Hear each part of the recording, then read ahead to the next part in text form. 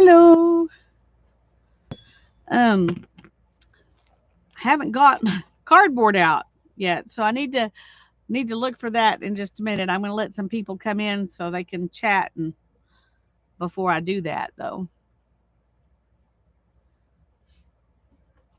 so they can chat with each other. So if you're watching the replay, it's just you and me.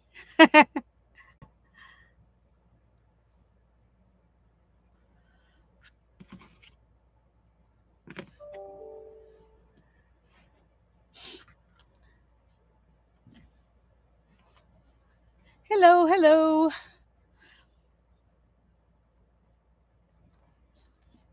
Oh, got a notification up. Get that out of the way. Hi, Cheryl. I'm glad you're here. And I'm just going to continue weaving on this a little bit. Um,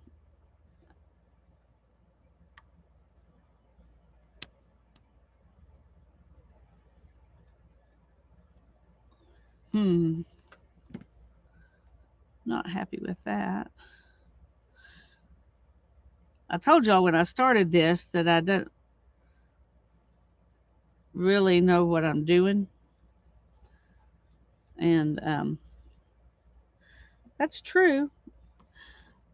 I hope to learn some more things before we go too far into this. But right now, we're just going on kind of my instincts, I guess.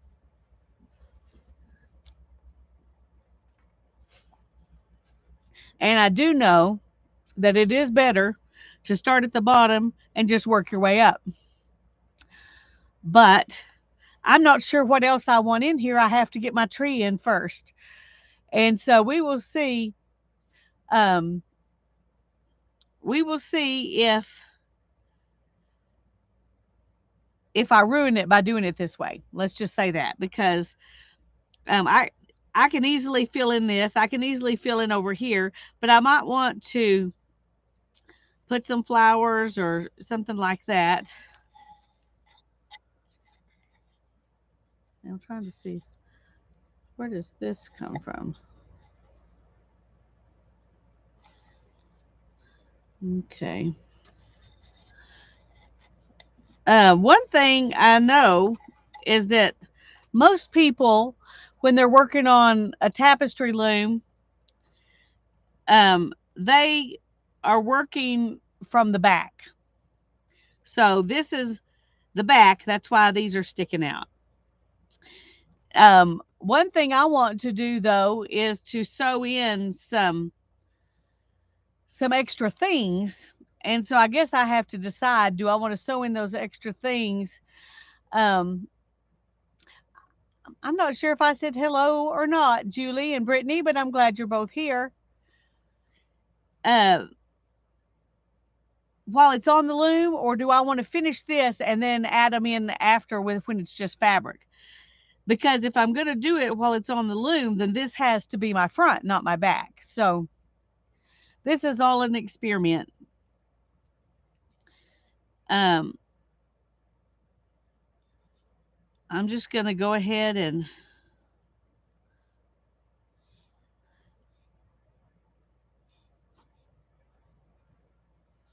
yeah, I'm just going to go ahead and do some more weaving with it like this, and we're just going to um, deal with it however it turns out when we get to that place.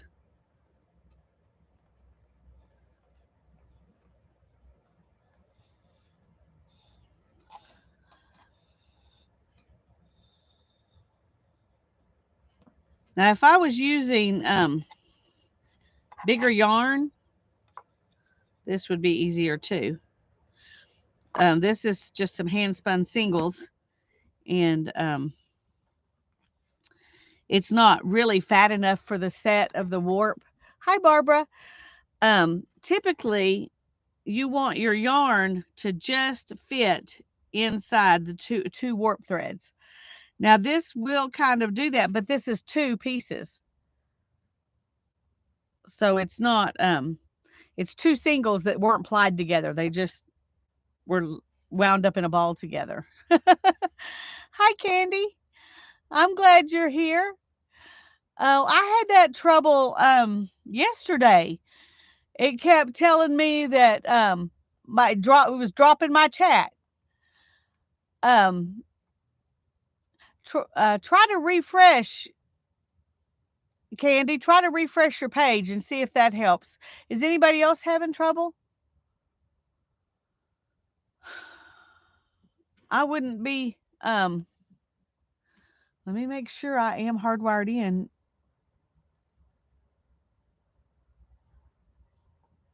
Yes, I am. Okay. The reason I'm saying that's because we just got a new internet provider last night, and I hadn't been out here to make sure that it worked out here since then till just now. So lurking and tangling while you watch me weave. Okay, that's fine. Julie's not having any trouble. Okay. Well, if there are people who are not having trouble, then we know that it's not me, because if it was me, everybody would be having trouble. So, I mean, if it was my internet connection that was the issue, I guess that's what I'm trying to say.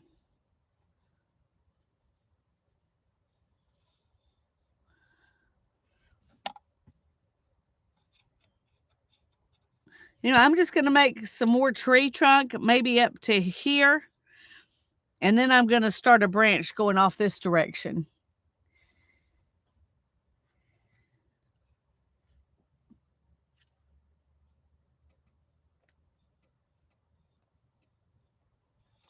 And this may not have been the wisest way to do this tree. I'm sure it's not the wisest way. let's just go ahead and admit that. I'm pretty sure this is not the wisest way to do this, but um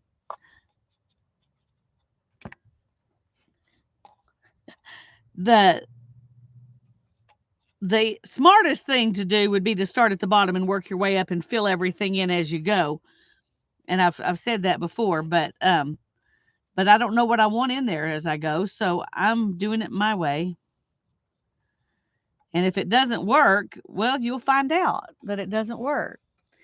When we work on the little loom, I'm going to do some more specific stitches and show you some ways to do some specific stitches. And so I'll probably do something that's a geometric design rather than something with a tree in it. But because I think it's easier to start with something like that. But we'll play on this one a little bit each time, and learn some stuff on the little cardboard loom. If y'all want to continue after we play with the cardboard loom, um, I think it'd be fun to warp up um, what do you call those things? A picture frame or something like that, a wooden, square frame, and make a loom like that, and then do a little tapestry in that. And there are different ways you can do that.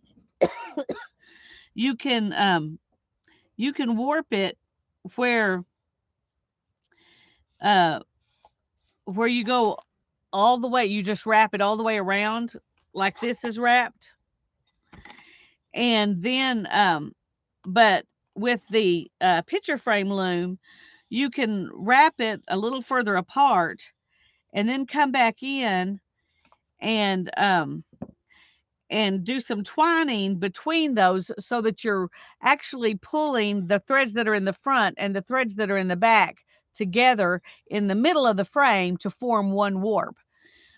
And that makes a real sturdy warp. Plus, it tightens up your warp. And on that kind of a loom, getting a tight warp is a hard thing to do. See, on this one, they warped it and then they added these in, and that's what gives it the tension. If I bring these down, it's a much less tense. And if I took them out all together, it would have very little tension at all.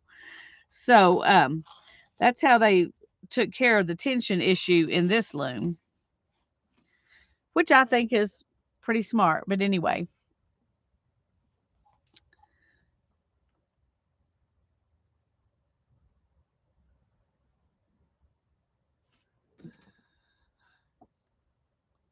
Oh, so I don't see Teresa. Teresa is here, but is chatting in Messenger because she can't in here. Oh, well, I'm glad you're here, Teresa. I'm sorry that you're not able to chat in here. I had to give up chatting in Beth's stream. I think it was Beth's stream. I can't remember. This week has just kind of all run together. It's just been one big hassle. um, anyway, somebody's stream, I couldn't chat, so I just had to watch because I kept getting knocked out of chat, and it wasn't worth it to type stuff and then find out that it wasn't going to go through. It's not like I was typing anything bad either. I was saying hi to people. It was ridiculous. But anyway, sometimes that happens, and I don't know what causes it, but okay, I need to be doing more weaving and less chatting, I guess. I'm just kind of when I weave like this, I'm always in not in a hurry. I'm not in a hurry when I do this because it's just I think I told y'all this Tuesday. I think of this as slow weaving, like we talk about slow stitching, um, where you're just doing it, to just relax and kind of as therapy. You're not trying to produce something quickly. Making it pleasing to the eye is definitely part of it, kind of like Barbara's entangling. I think that's kind of that way too. It gives you, you can play with color and with shape and with texture and enjoy it without it being stressful because you're not in a big hurry.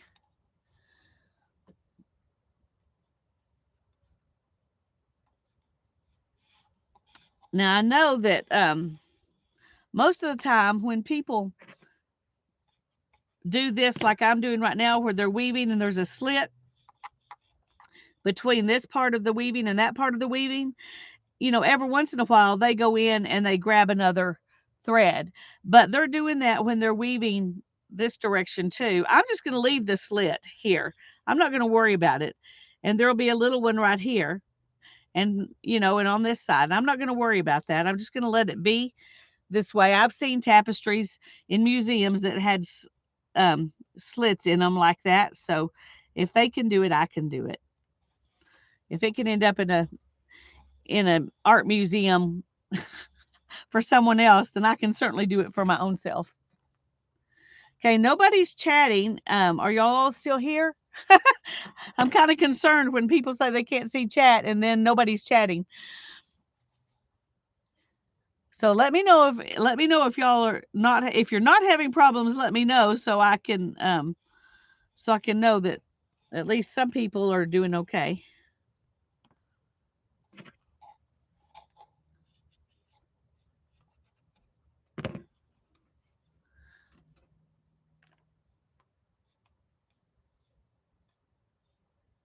The nice thing about this little loom over the cardboard loom, of course, we might can do that. Maybe we should try. Is these little dowel rods lifting up your warp threads. I think if you do that with a cardboard loom, you'd need to use a stiffer cardboard than just corrugated cardboard. Maybe like the chipboard off the back of a pad of paper or something like that. So, oh, Barbara's still here. She just finished a tangle. Hi, Jean Peter. It's so good to see you. And Cheryl was trying to help Teresa. Painted Girl's just watching. Janice is here. Okay. I just get paranoid when chat doesn't move for a while, and it makes me wonder if I'm sitting here talking to myself. Not that it matters, because if y'all can't chat, you could still watch, or you could come back and watch a replay. But still, um, I still like to know. Hi, Violet. I'm glad you're here. I wish you could stay longer too, Jean. And it's peaceful to weave. I'm enjoying it. It's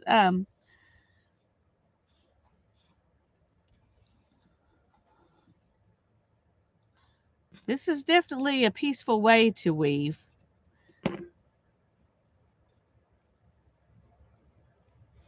I'm going to go on up a little bit more, maybe another 1/2 inch, and then I'll start a branch, another branch. I've only got this much of this yarn left. So when we get up here, if we do a few branches, like a branch off here and maybe a little more straight up and another branch off here, then we may just have to put green stuff up here for the leaves and stuff. If I run out of this stuff that I'm using for the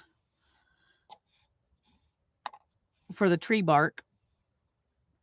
I still haven't been able to find that that Romney wool that I was excited to keep just to, to do this with. But I'll find it and we'll do another tree on another one. I do want to do one of those trees where they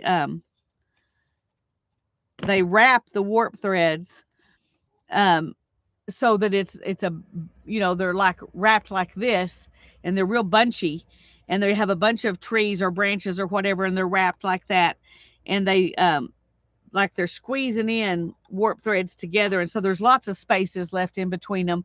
Just for fun, I want to try that, but that would be a bigger piece probably for that to work well. So Sherry is slow stitching. It's hard to type and watch. Yeah, and when you're stitching, you don't need to you don't need to be trying to type anyway. So that's fine, Sherry. Thanks for letting us know you're here.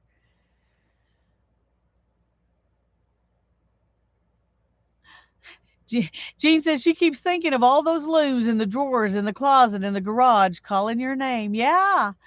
Well, I've got this one out. I've got my small rigid heddle out. I've got a scarf on it. We've finally got a warp on the big floor loom. And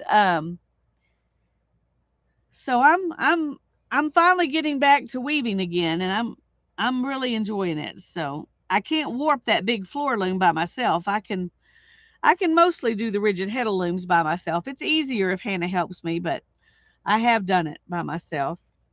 Winding the warp on, I need her help more than I do for anything else, but she's here, so I can have her help. So it's okay. It's okay that I need it.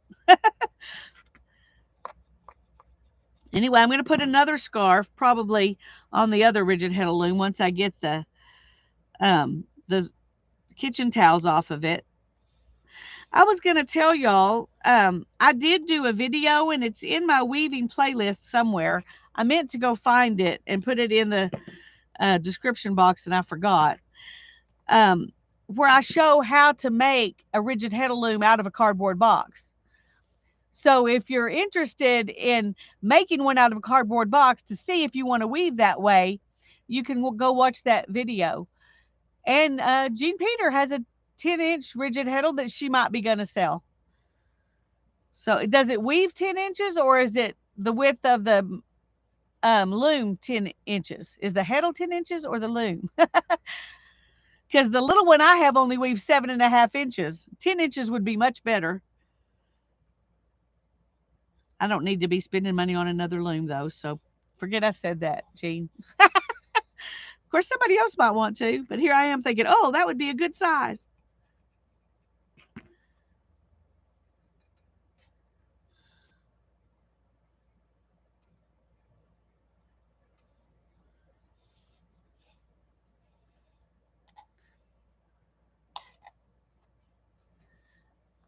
It's a Cricut. Yeah, it probably does weave 10. Mine's one of those little bitty easy weavers that have been around forever and ever before Cricut was a thing.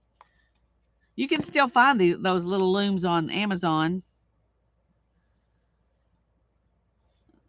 The little easy weavers. But I bought it because it was $6. And that's a price I could afford. So,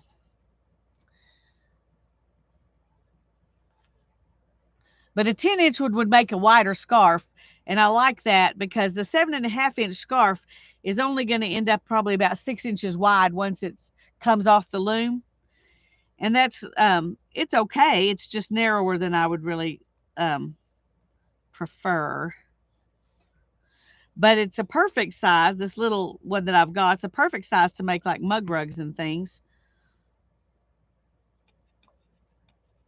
or just to weave little, little bits of stuff. So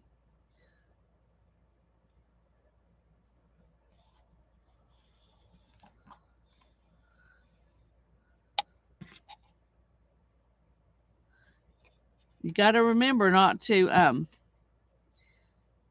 let this, unless you're doing it on purpose, you don't want to let this pull in your warp threads. You want to keep them straight. So far, I'm managing to do that. So,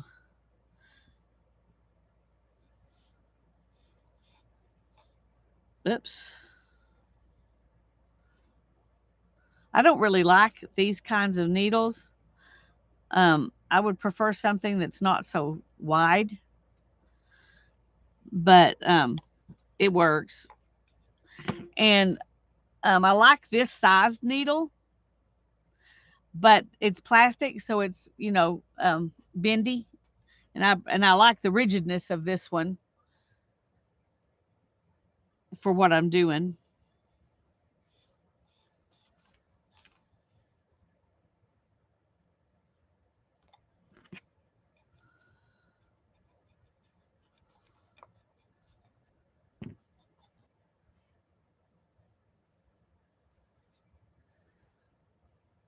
Well, we got a new internet provider yesterday, and so today I was canceling my old service.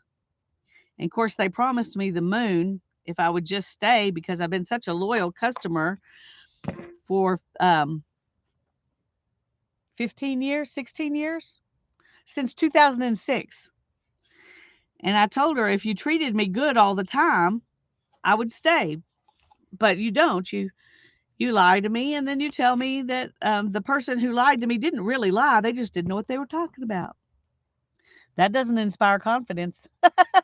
Anyway, I'm happy to get rid of them. But when I called to cancel, the account is in Darren's name. I'm an authorized user, so I'm always the one who has to deal with them. And and but they told me I could do anything on the account. I can add stuff, I can subtract stuff, I can do anything except I can't disconnect the service. So Darren had to call and disconnect the service. I'm like, he's at work. That's why I do all this stuff, because I'm the one who's at home and has time. I said, I've already got new service. It's already up and running. My cable from y'all is not even there. It's not even attached to the house anymore. So, he knows what's happening. Anyway, enough um, internet frustrations. But the new one we have is fiber optic, and it's going to cost less than what we were getting with the cable. So, uh, at least for a year, it'll cost less. But anyway, Darren's going to have to listen to her spiel about, oh, I can do this and I can do this and I can do this if you'll just stay. And then he gets to say, I don't want to stay. We've stayed for a long time. Anyway,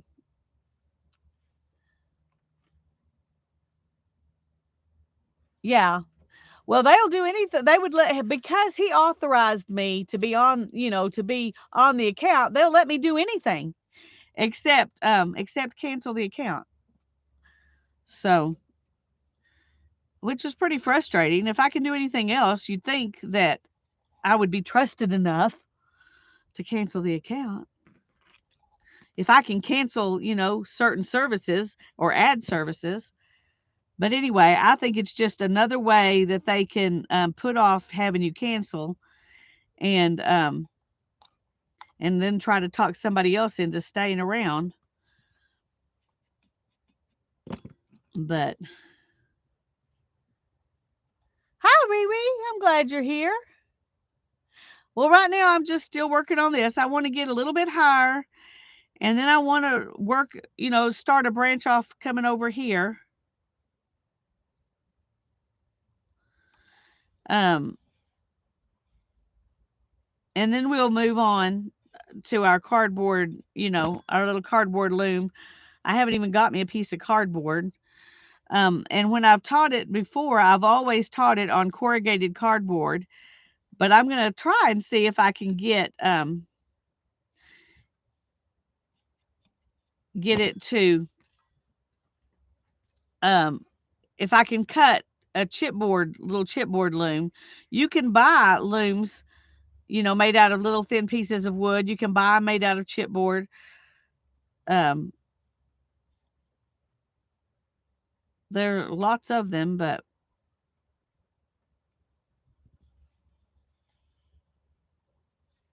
okay. But for our purposes, we're making them.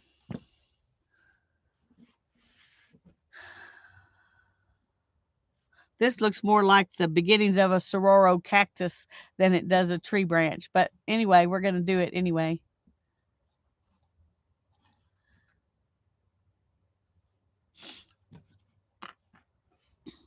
Well, on the new one,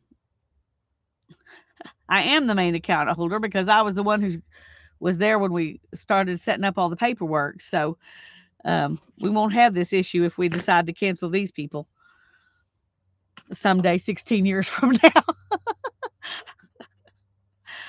We stick around a long time. We were with AT&T for a long time, but we were having trouble with them treating us kind of like Suddenlink's been treating us. And so and plus we had more trouble with the service, but that was a long time ago. And so we switched to Suddenlink, and until now, the only alternative I had to Suddenlink was to go back to AT&T, and I wasn't going to do that because um, they already upset me a long time ago. So I was loyal to Suddenlink for a lot longer than they deserved, um, and just switched now. So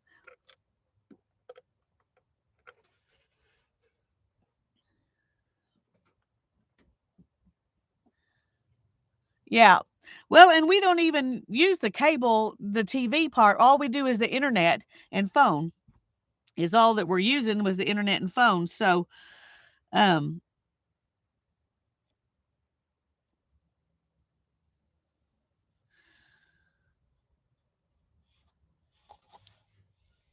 we got rid of the cable a long time ago because we weren't using it. If we wanted to watch something, we usually stream it from somebody.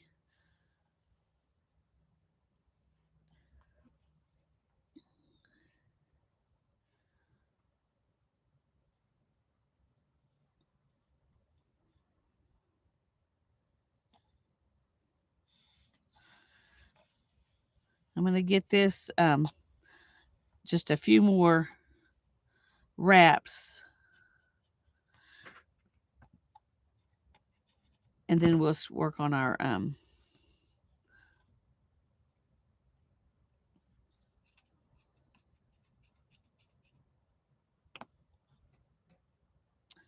we will work on our branch. That's the word I'm looking for.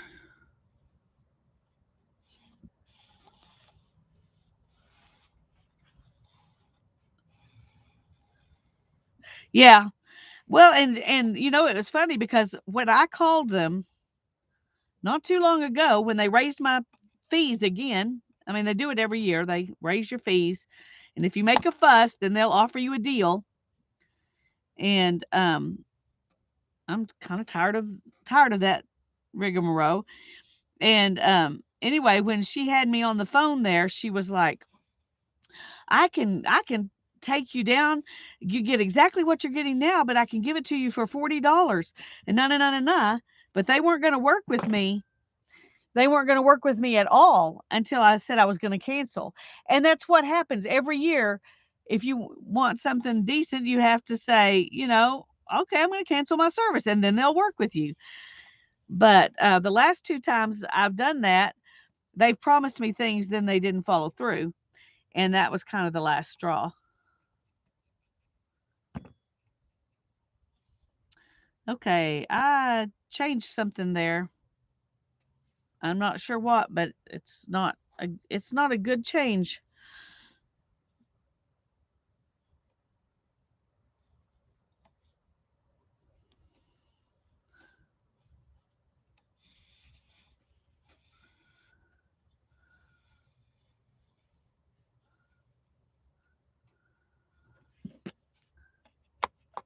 Anyway, I'm still able to fill it in, I guess. So it's okay. It doesn't matter too much. It's always a fight. Yeah. Yeah. Okay. Riri says, you may have to opt for a brace that's stretchy all over with a hard plate in the palm about 3 or 4 inches up your forearm. The whole thing is covered in ace bandage stuff. It's comfy. And it does miracles with tendonitis and carpal tunnel. Well, if you could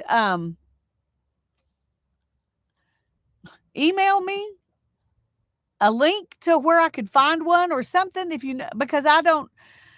I've got things that have the bar in here, but they don't support the thumb. They only support the wrist, and I need my thumb supported too. This one has a bar that comes down here and a bar that comes down here, and and it is working better than what I had. But if you want to, um, if you can send me either through an email or private message or something, um, you know what it's called or what it looks like or whatever. Um, let me see if I've got it written down here somewhere. Let me see. It's talk to me, TALKTOME, talk to me at DLC96.com. That's my email address that I have in the description box of all my videos. I am on Instagram, but I can't remember for sure. I'm either Lisa F. Conway 3196 or I'm Lisa Conway 3196. I'm not sure on Instagram. I don't remember for sure if the F is in there or not. I'm sorry. I know that is not super helpful.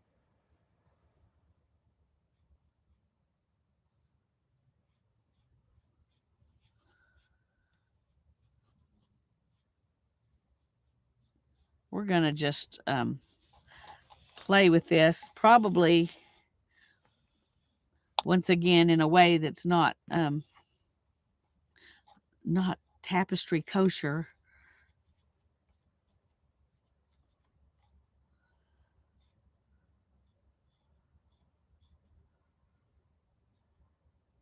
I think I want it to come down, um, and then go up and then out. Okay, this is kind of how my branch is going to go. Thanks, Riri. I appreciate it. And I'm just going to kind of shape it this way as I go.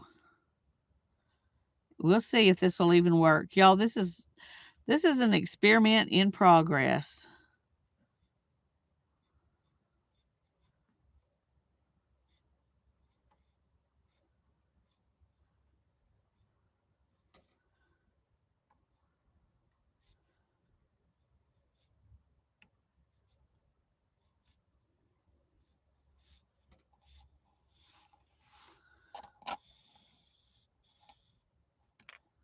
Okay.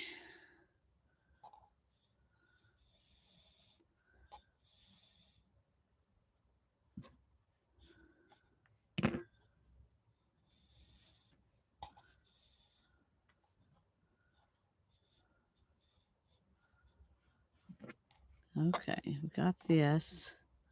I'm going to try and hold this right here. I should have brought this in before I.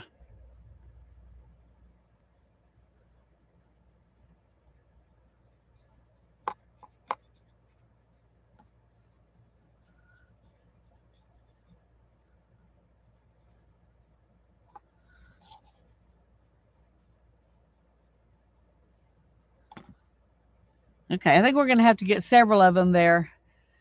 No, I'm going over one and under one. Let me bring it down a little closer. Sorry. I'm going over one and under one, back and forth, back and forth. And then when you come back the other direction, you go over and under the opposite ones from what you did the last time. Let's do this a little bit at a time.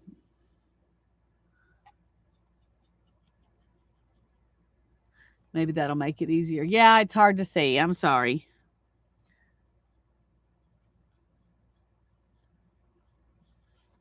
You can see right here, um, this one I'm going under this time. I went over last time. So I'm just doing it the opposite of whatever I did last time.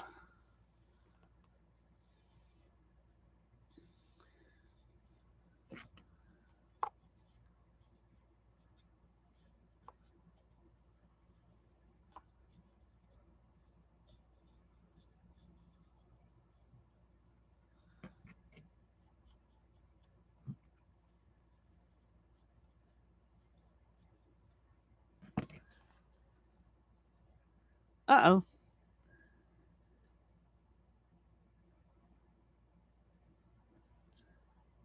Yeah, that would be nice. I don't have insurance though. Um, which is, you know, and my chiropractor doesn't she might have access to things like that, but she doesn't push them. She's so she doesn't sell them herself.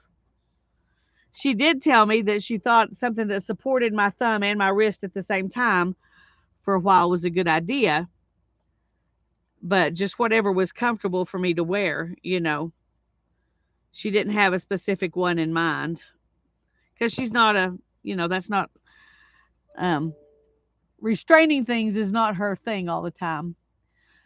I got one that supported my thumb, much like that one that Lisa is using from my occupational therapist. Had to pay for it myself. Yeah. Well, I just ordered this one from Amazon, and it's working. I can definitely tell a difference. It's helping, but it's still gonna be a while. I can tell that too.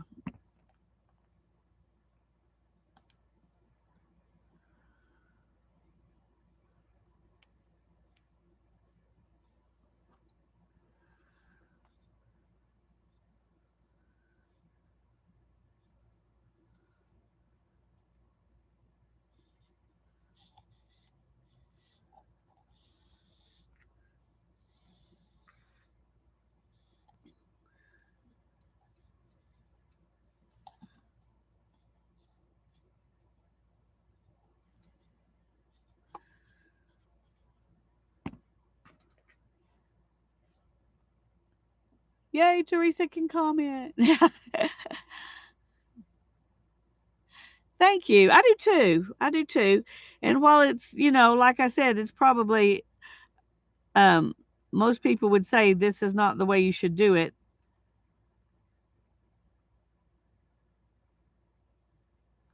This is the way I'm doing it because it's fun.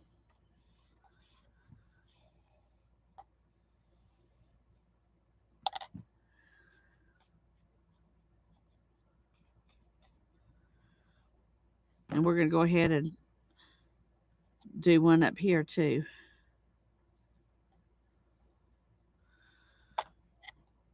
Might as well. Okay, well, we'll be here.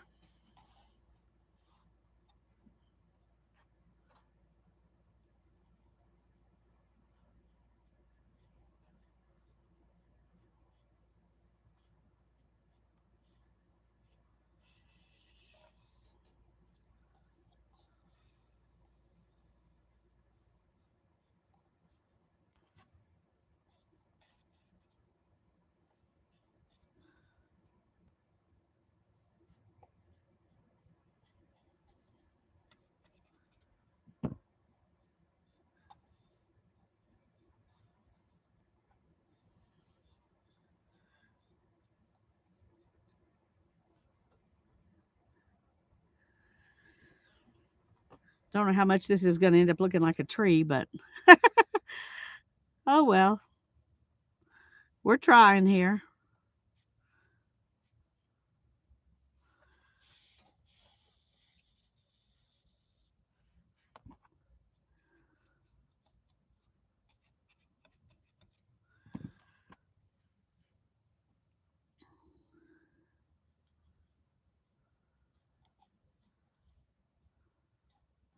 It's definitely going to probably end up being what they call a sleazy tapestry because since I'm working on it like this, I'm not able to pack it in as tight as you would if you were working it from the bottom. So it won't be packed as tight, so it won't be as firm a fabric.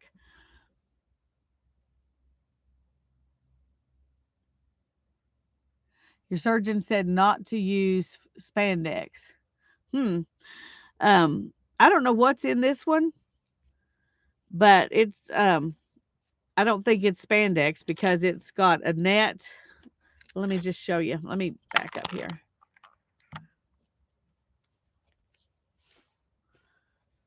It's got this like microfiber stuff inside, and it's got these two things that support your thumb. I don't know if you can even see that because it's so dark. Um, and you just slide it on like this, and then it's around like that. And then you wrap this around here to give more support to your wrist. So um, it doesn't get hot.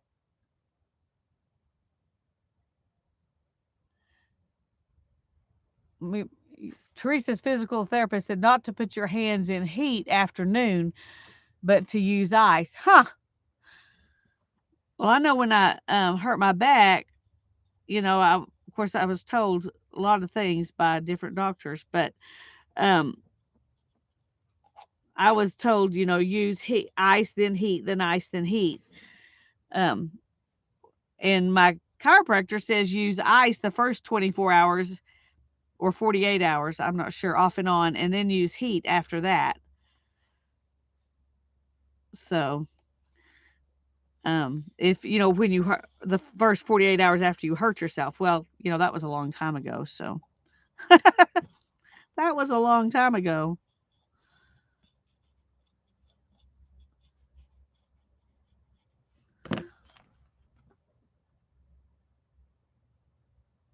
Okay. Thank you, Riri. I appreciate it very much. I want it supportive, but I have to admit, I also want to be able to use my hands some, and that's the kind of the compromise with this one is that it does allow me to use my hand some, which probably slows down the healing some, but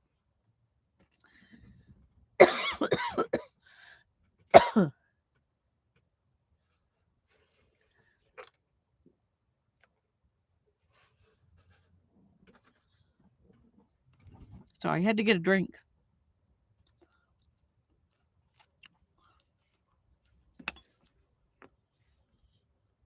Okay, good.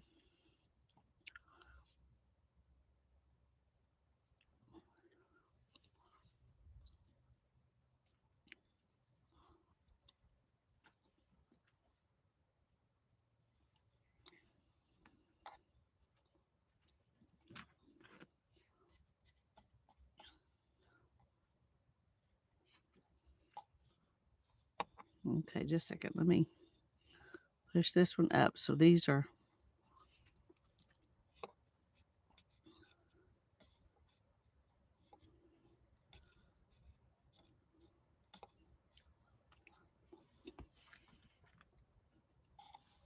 a little bit tighter up here.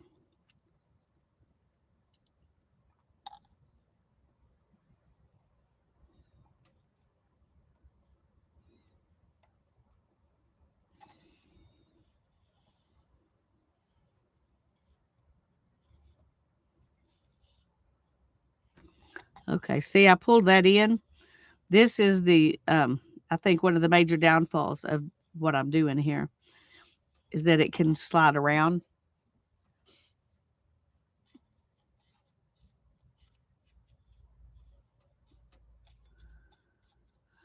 So if you're out there watching this and you're a tapestry artist, don't tell me what I'm doing wrong because I know I'm doing stuff wrong. I already know I'm doing stuff wrong. I'm just having fun. Don't ruin my fun. Thank you so much, Cheryl. I appreciate that.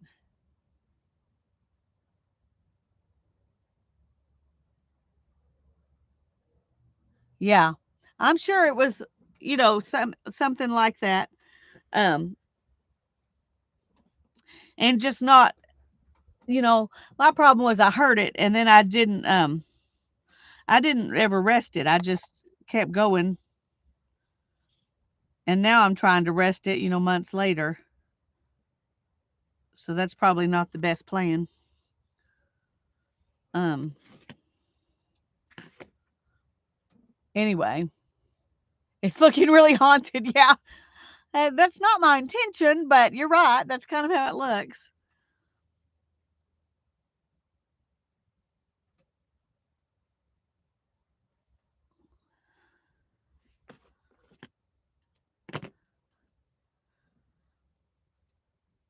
I'm going to make these branches a little bit thicker and then I'm going to try to take one kind of up here and then we're going to fill in with some green stuff. Um, but I've already been on here 47 minutes and we haven't even got to the thing that I put in the description as what we were going to do today. So I'm going to get this one started and then um,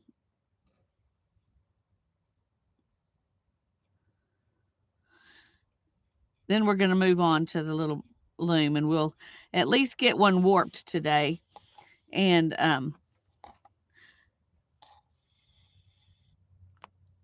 y'all can decide how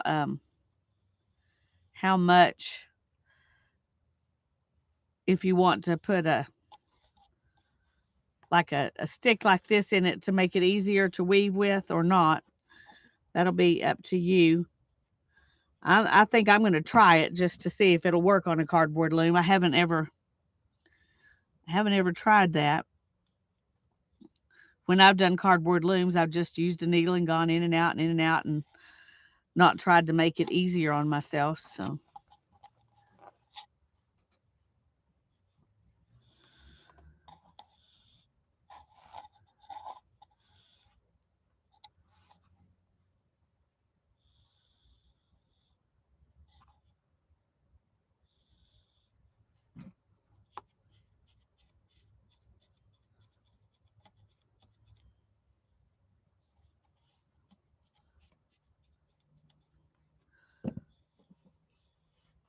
okay, let's go back one more line all the way across and then we'll stop with this one.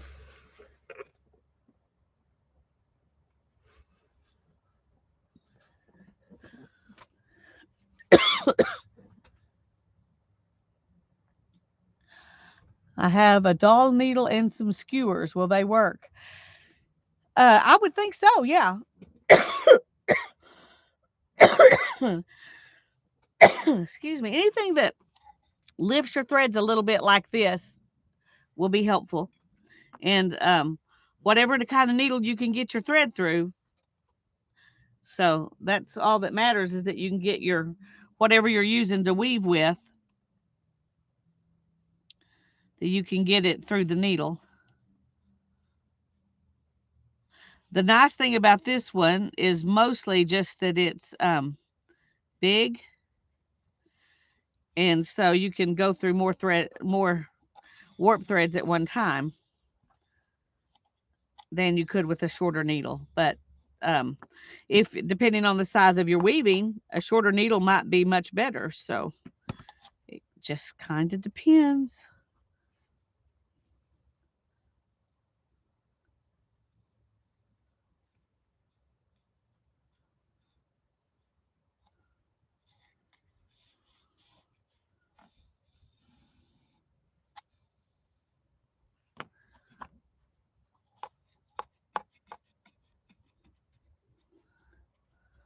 I want to have this fairly locked in before I walk away from it.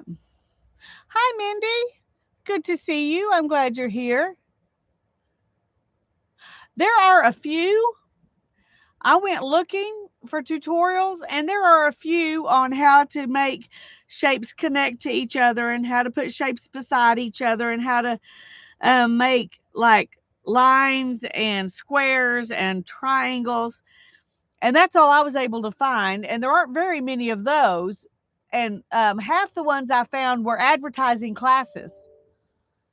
So, um, the valleys in here, I'm going to just fill them up with some different colored yarn, depending on whether I want to make that different colored yarn like greens to make the tree or whether I want to make it blue for sky. I don't know. No, I started right here today. This here I did today, but this stuff I did before.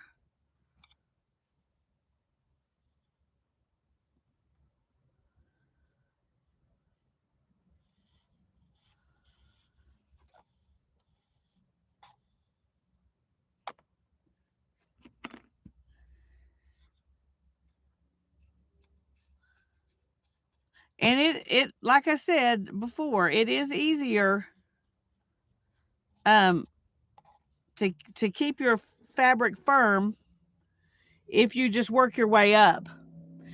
But all I knew for sure I wanted was a tree.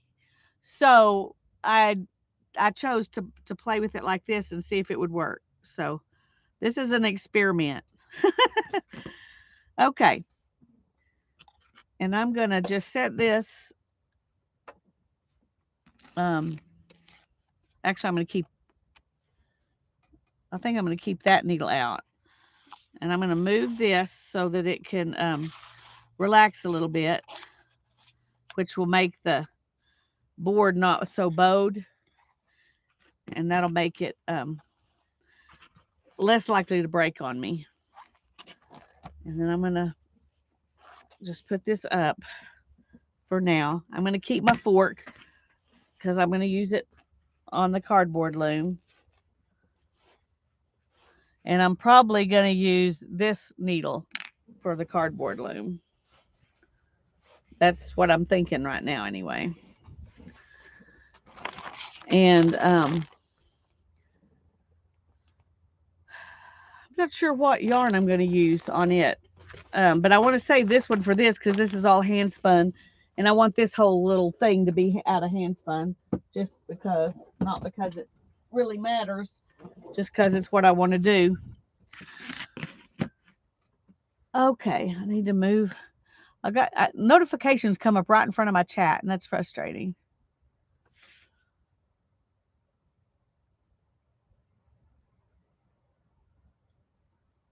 Oh, yeah. Yeah, post it, Barbara. That'd be great. Well, we're going to learn today how to do simple weaving, and it is not hard. And you can do it, Teresa. Is that Teresa who said, oh, Cheryl said she totally knows nothing. This is really easy. And that's why we're starting with the cardboard loom because it's the easiest thing to do. So let me find some cardboard real quick. I should have done that before we got started, but I was wrangling with Suddenlink.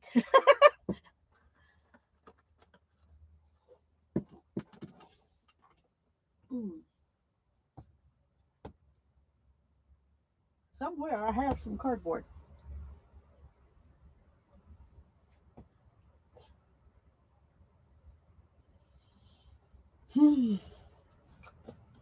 Y'all go get some cardboard and some yarn and a needle.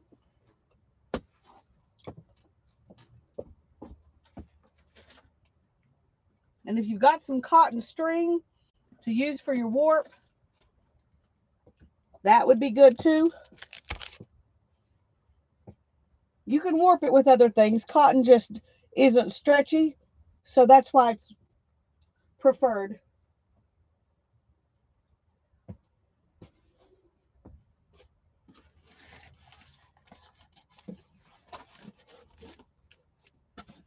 Well, I got tons of corrugated cardboard over here.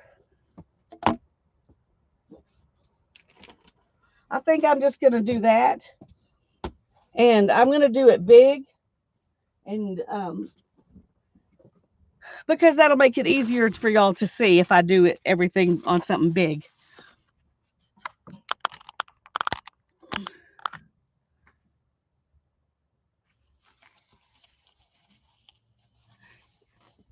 Yeah, Cheryl, Tanya took off this week to try to get her mom's house ready to sell. So I just came on to play. But she'll be back. She's fine. She's just yeah, she's probably really tired. I'm sure she is. Okay. This is square. Yours doesn't have to be square. This one's square because this is the piece of cardboard I pulled out of my stack of cardboard.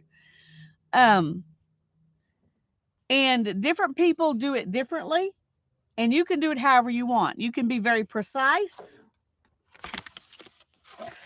and you can measure. And start, and draw a line, and then go back and cut those lines. But I've never bothered to do that because it's just a little cardboard loom. I just take my scissors, and this is pretty heavy cardboard. See, it's kind of got a double row of corrugation, so it's really strong. So I think I can still put my dowel rods in it because of that. So that's what I'm going to try to use. We'll see if I can cut it. That'll be the thing. I think I'm going to use these because they're pretty powerful, and I rarely use them. So, okay. So what I'm going to do is I'm going to cut across the bottom and then see how many I've got, and then make sure I cut that same amount across the top. Or this could be the top. It really doesn't matter. And I'm going to go approximately every 1/4 of an inch.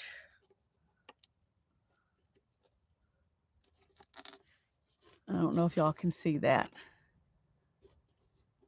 See right there and there and there. And let me measure them. Yeah, that's about a 1/4 of an inch.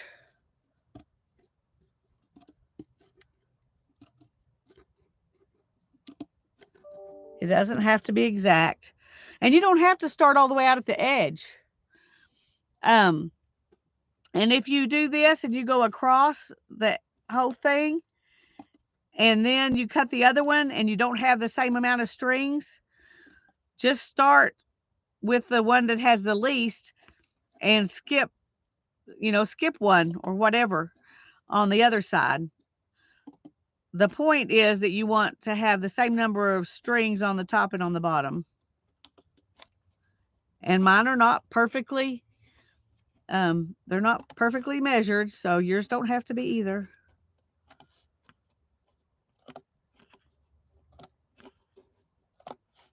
One thing's for sure, if it was my left hand I hurt my right hand, I would not be doing this stuff.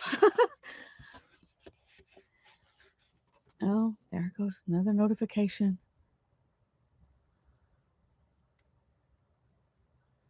I like getting notifications when I want them. I don't like getting them in front of my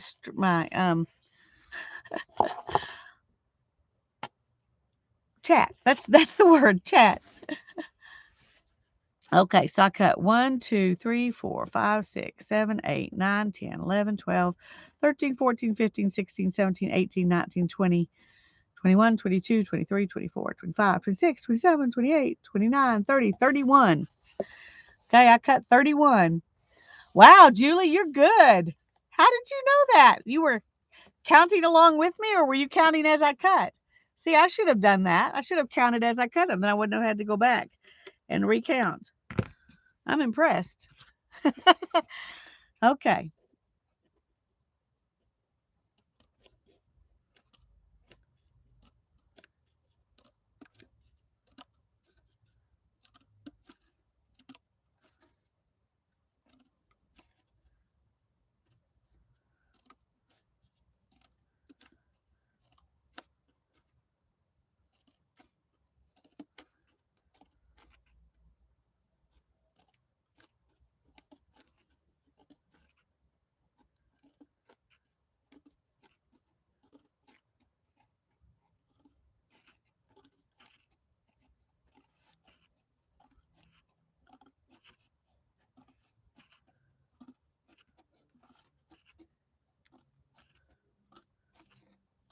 Okay. I cut these a little closer together because I have extra long over here, but I'm not going to worry about it. Alrighty. Now I think this is a good size because it's strong. If it wasn't strong cardboard, then it might be really too big. Anyway, just whatever size you want, just do it. Um, and then find some yarn. So let me find, oh, here, I've got this. This is what I'm going to use for my warp thread. Now, I really actually should use something thicker because these are so far apart. Unless I have bulky thread, I'm just going to show you with this so you can see what I mean when I say they're so far apart. Okay. If you'll just go to the back and leave a long tail.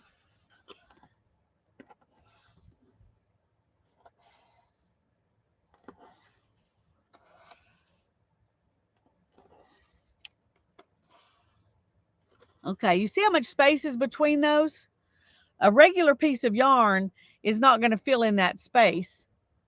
So you need a really wide piece of yarn for this. So I'm going to go back. I'm going to find me some whatever that peaches and cream, sugar and cream, whatever that yarn is, that cotton yarn that you can buy at Walmart or anywhere. Because of the size of my cuts, I'm going to get something bigger to warp with.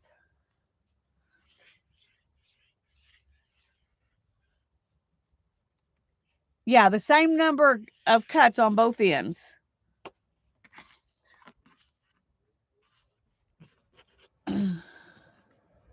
This is crochet thread. Yeah, it's I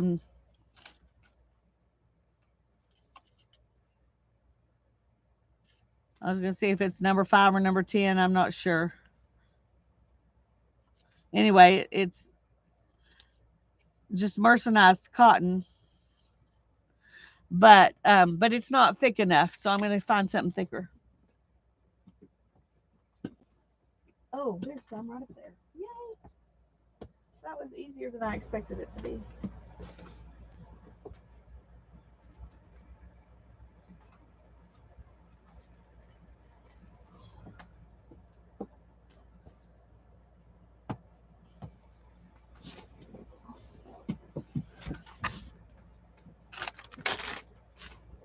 Okay, here's some of that Aunt Annie's or whatever it is. This is much thicker. I'm just going to pull some of it off so that it's easier to do. Make it as easy on me as I can. I got to remember where the beginning is. Oh, dear. Thicker stuff, yeah. If you're doing them this far apart. Now, if you make them closer together, you can use thinner stuff. But if you make them too close together, they don't have structural integrity up here. They lose that. And see, that one's because I did it once already. These are kind of one-time use boards, really. But it's not like it's hard to find cardboard, so. And you want to try to keep your strings taut as you go around. And lots of times, if you pull it, strong into this cardboard, that will keep it that'll keep it in place if you have to put it down to go do something or whatever, because the cardboard, grabs it.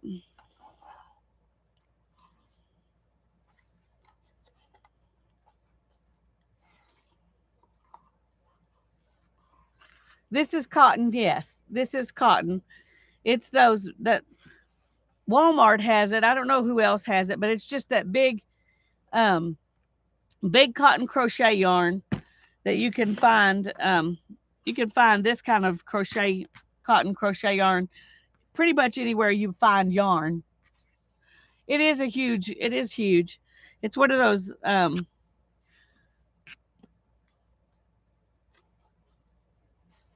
I don't know if they still sell them.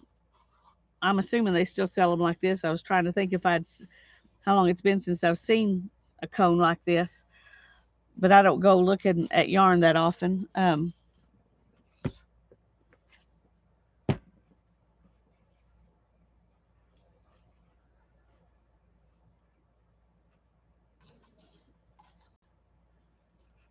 But that you used to see them all the time, everywhere, kind of like a staple, kind of like Red Heart. That's good, Julie. Thank you. That's very nice of you. Because somebody might not have thought of that question, but needed to know the answer even though they hadn't thought of it.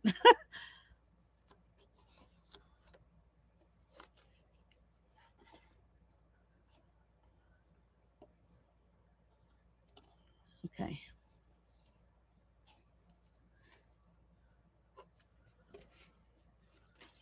Now you'll see, except for this, and I didn't really intend for that to be underneath there. I'm going to leave it underneath this because what we're going to do is tie it with the other one when we get finished.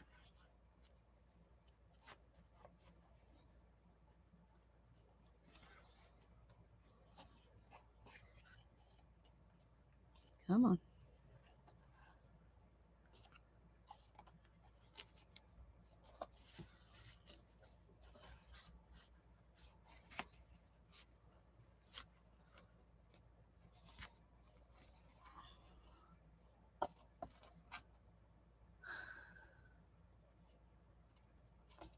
Okay.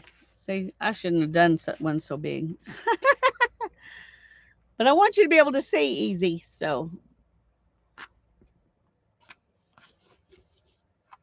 Plus, it's big enough we can try several things, so. This one is, just in case you want to know,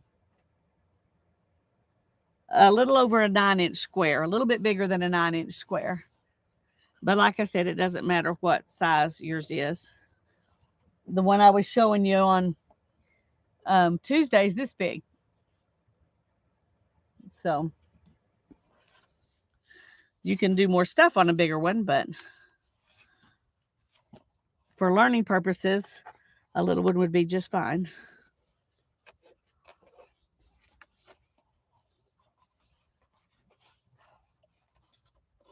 Yes, yes, because it's less stretchy and it's strong. You don't want a stretchy warp for this kind of thing. On a rigid heddle loom and even on a floor loom, when you're making fabric, some stretch in your warp's not a bad thing as long as the yarn is strong. But for a tapestry, you don't want stretch.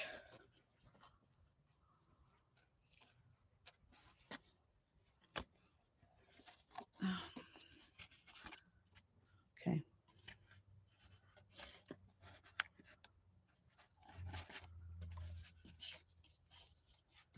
Hi, Ruth. I'm glad you're here.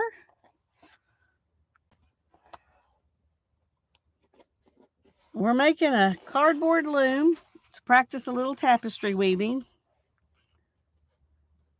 And I'm going to watch some more videos between now and next time. I found a class I could take for $39.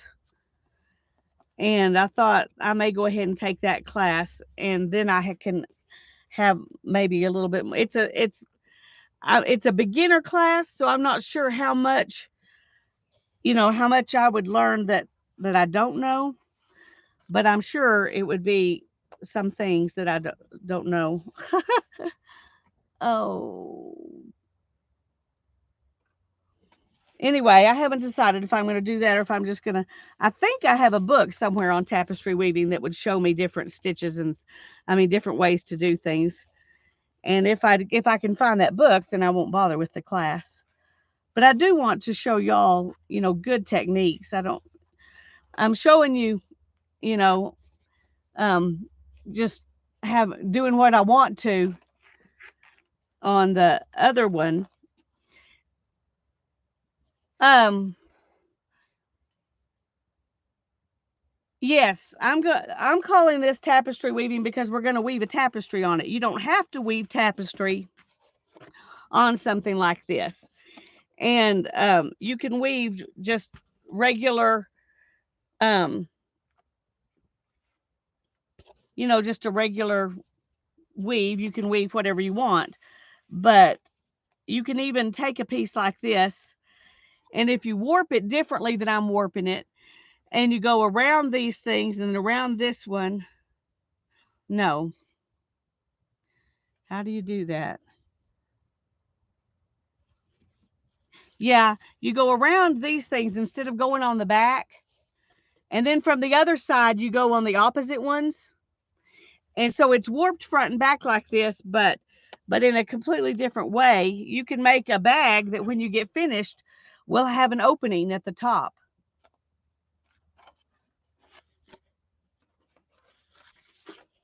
Okay.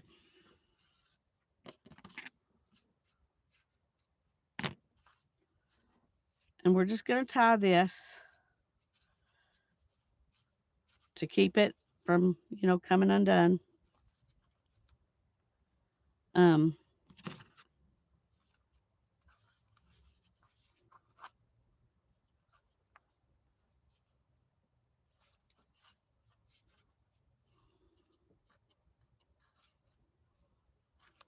okay, this back here we're not going to do anything with right now till we get finished.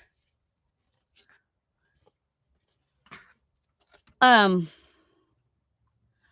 I don't know. I got this at the thrift store and it didn't have anything on it, but it's that big Aunt Annie's kind of cotton yarn, um, the big crochet yarn. It is, I think, a 4-ply. Yeah, it's a 4-ply yarn. It's a pretty good size yarn. Um,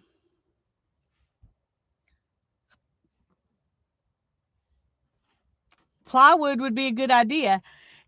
If you could get him to cut notches, like this one has notches, where there's actually a hole in space in there, that would work the best. Use what you have project. That's right, Ruth. um, okay, so we've got the warp on here, and as you can see, mine's a little crooked, but that's okay. That's normal for me. Everything I do is crooked.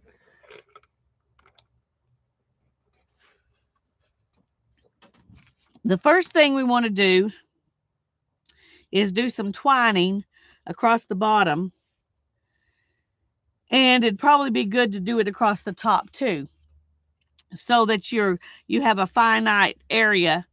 But let me find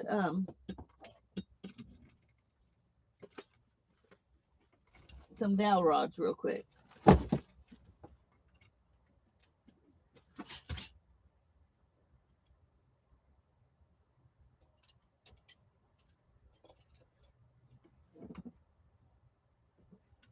That one's really rough. Ow. So's that one. Good grief. Okay. Here are two that are not so rough. So what I'm going to do now is just pick all these up.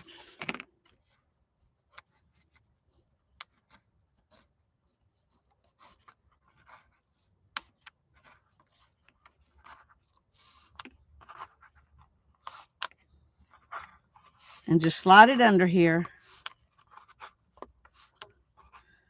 And like my little tapestry room, this will give us a place to work. A little easier to get your threads under there. I'm going to bring it down here because that'll help me with my twining.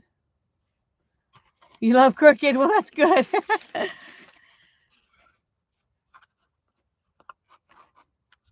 I'm going to bring it way down because I want to twine right in here. And then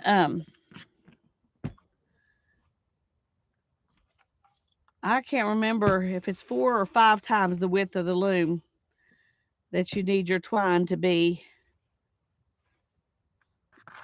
I don't remember. And you need 2 of them. So there's 1, 2, 3, 4, 5. And that is probably plenty long. Plenty long.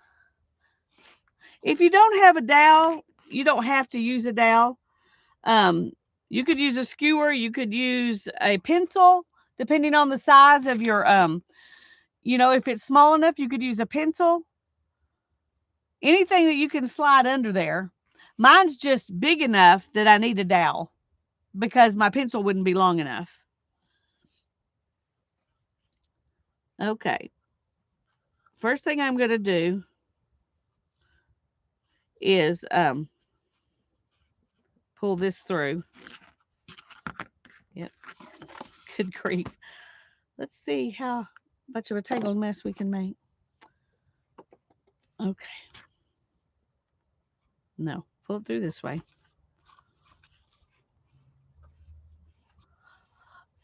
Chopsticks would work. A straw probably was not strong enough. It needs to be strong enough it doesn't get crushed by the threads, that it can force them to stay open.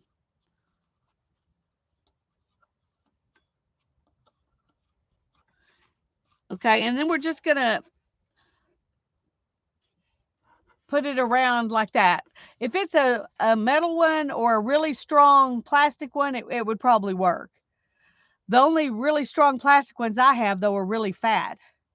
Knitting needles would work fine. Crochet hooks, anything you have that's long enough. It just needs to be long enough to get through. Do y'all want me to wait a minute before I go on? Or do you want me to go ahead and show you the twining? Let me wait a minute and let y'all see if you can find stuff. I don't know how many people are actually doing this right now and how many people are just watching and then going to do it later. If you need me to wait on you for a minute, I do not mind at all, not even a little bit. A ruler would be too wide. Well, actually, for about this much of the weaving, a ruler would be fine. Once you get up here, you would have to take it out and just use your needle. But you could get a ruler to do what this is doing. It just needs to be something to go in there and kind of lift up your. Okay, Riri's watching and doing it later. Cheryl's just watching. Julie says a paintbrush. That might work if it was one. The problem with a paintbrush is they usually taper. And you want it to be something the same. Yeah, a pencil. That was, no. You can make your loom just like this if you want. The one I was working on earlier, was skinny like this. This piece of cardboard just happened to be a square. So I'm using the square because I was too lazy to cut it and do anything different. And because it was big, so I thought y'all could see it easy. So a skinny dowel would be good. Yeah, this one's about 1/4 of an inch. And I just happened to have it from making spindles, so.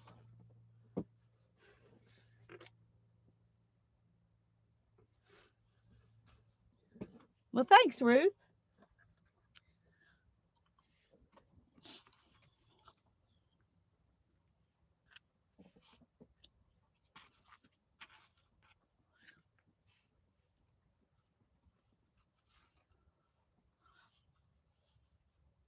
Okay, I don't think anybody is actually trying to do it while they watch right now. Everybody's just watching, and that's fine. So I'm going to go ahead. Um,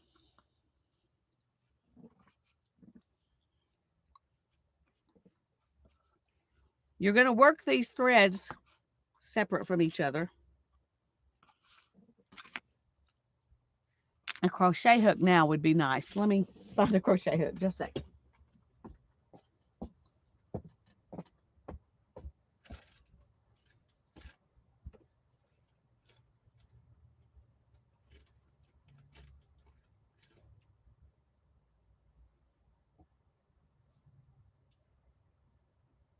You don't have to have a crochet hook either. It's just easier.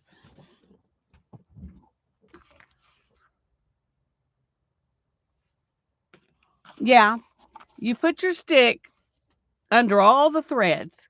The whole purpose of this stick is just to lift the threads up a little bit to make it easier for you to get your needle over and under. And I think a skewer will work. It just won't be quite, it won't lift your threads quite as much as this. And that's okay. It's still better than nothing. And I've done lots of cardboard looms where I didn't put anything through it. So if you can't find anything, don't worry about it. Just do it without that. Okay.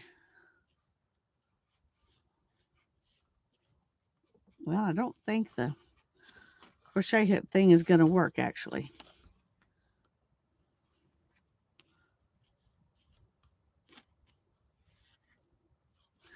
Okay. Well, I was hoping that I could get that to come through easier with a crochet hook, but I can't.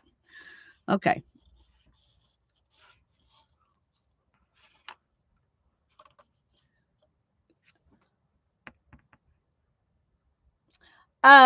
If you can tape it really smoothly, if not, it'll catch on your threads and it'll be really hard to push through.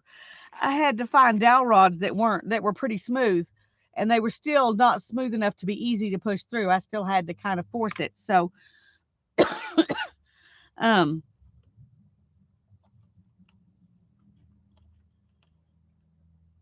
all I'm trying to do right now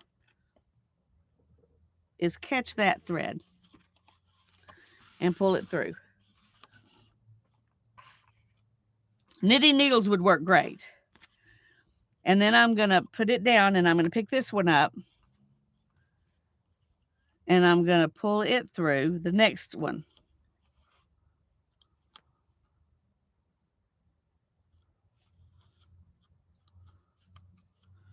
Once I get this through, I'll show you.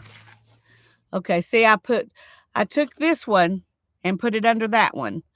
And then I pulled it down here and I picked up the other one and put it under this one.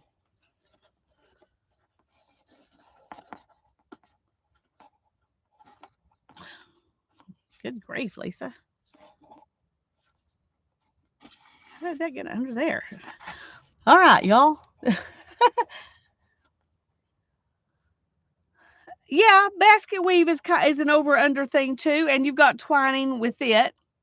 So now then I'm going to take this one that's under that and I'm going to move it down here. And then I think I got way too much string here, y'all. Anyway, I'm going to move it down here and I'm going to pick this one up and pull it. And what you want is for it to be, to stay straight in a line as you're going across.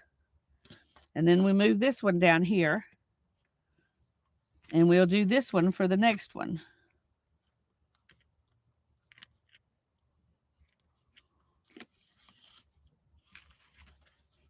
See, I'm just pulling it underneath there. And it ends up being, I don't know if you can tell, but they end up being twisted around each other. And each time you do it, it's kind of like braiding, and these are your middle string, I guess.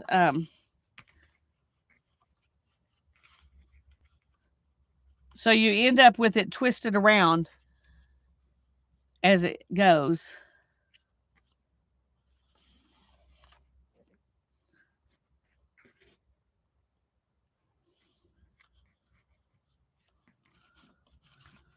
And you just do this all the way across.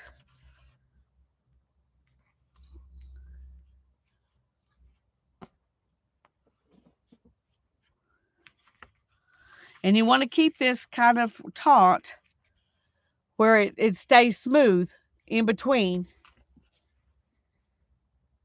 This is the part that turned you off of weaving. Yeah, you're just swapping them. That's exactly what you're doing. You're just swapping them. And you don't have to do this on all weaving. You just have to do this on, it is something need to do on tapestry weaving so you have an edge to work against.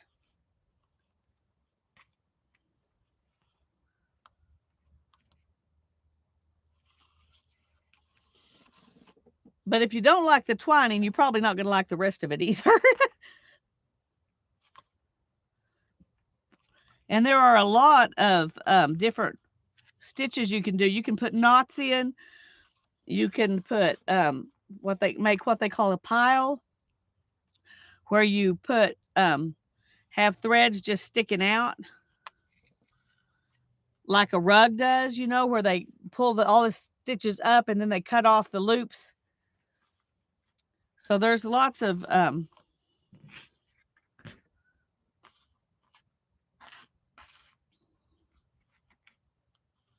you can make bubbles. You can make all kinds of things. Ooh, that's not good. Reached up and got the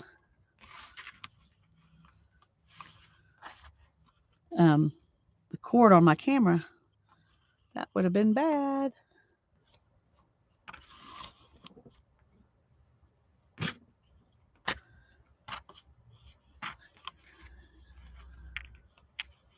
And you don't absolutely have to move them like this, but it just makes it easier. And you don't get confused about which one to pick up if you move them. You see what I'm doing now? Yeah, good, good. We're just making a base for our weaving.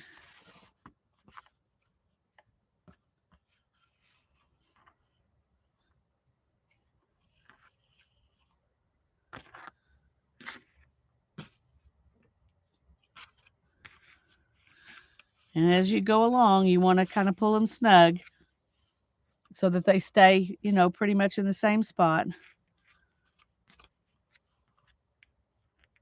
And the needle does a pretty good job of pulling this through, so.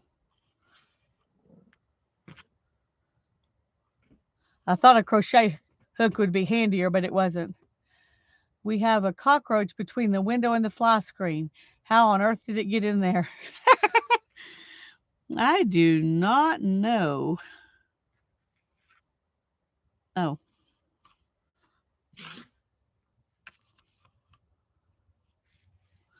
Okay. I missed twisting. Right there. I'm going to take it back because it'll work better if I do. And you do. When you're weaving, you got to take things back sometimes. That's just the way it is. So kind of like you have to take stitches back when you're knitting or crocheting. Okay. You want to bring the one you just did under the other one, not over it. And I brought it over it that other time. And that's why it messed up. Well, you can bring them over instead of under if you want to, but you have to be consistent. You have to do them the same way each time.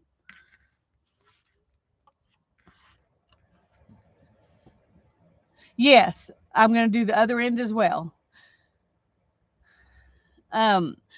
You don't have to do the other end at the beginning.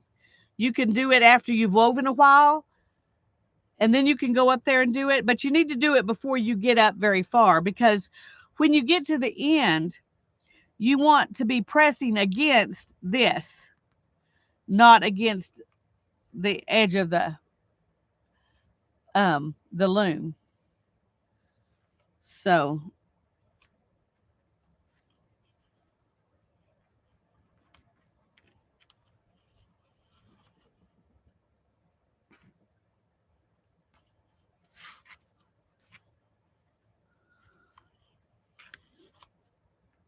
and I probably should have had, well, I can't, I could, if I would have had to have, um, I would have had to have 2 or 3 looms in various stages of warpedness if I was going to do this faster. So we might as well just do it real time, and you'll know what it really takes to weave something. We'll just do it in real time. We're so used to everything being sped up nowadays that we don't do things in real time. But this is going to be done in real time.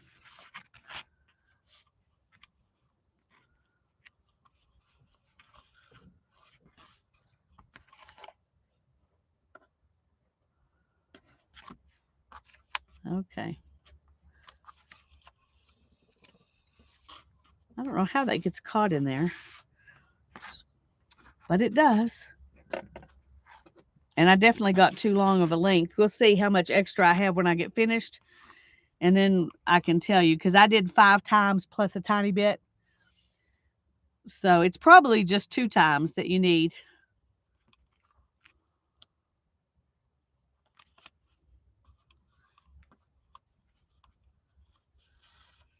That's right. Slow you down. It does. Well, and when you get slowed down, you can really concentrate on kind of the beauty of what you're doing, of the whole process, and think about, who thought this up? Can you imagine how excited they were when they realized they could, weave cloth?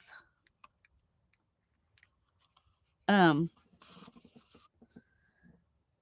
and then when they thought, oh, I can do it just for fun, just for beauty, that would be cool too.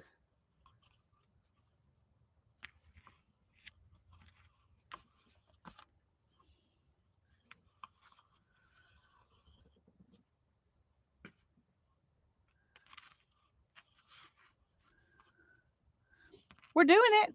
We're getting there. Got to go make some breakfast. Okay, Barbara.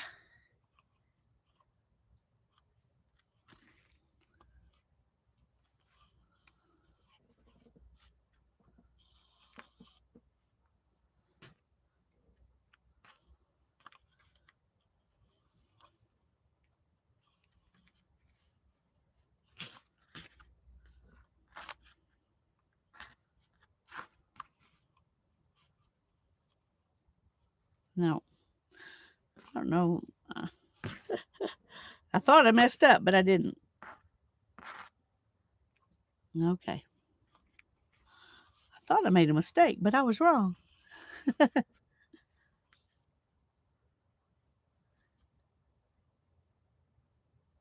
Yeah, that would work.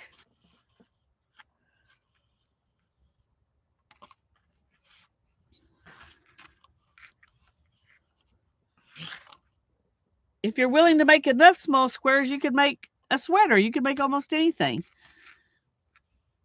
Um,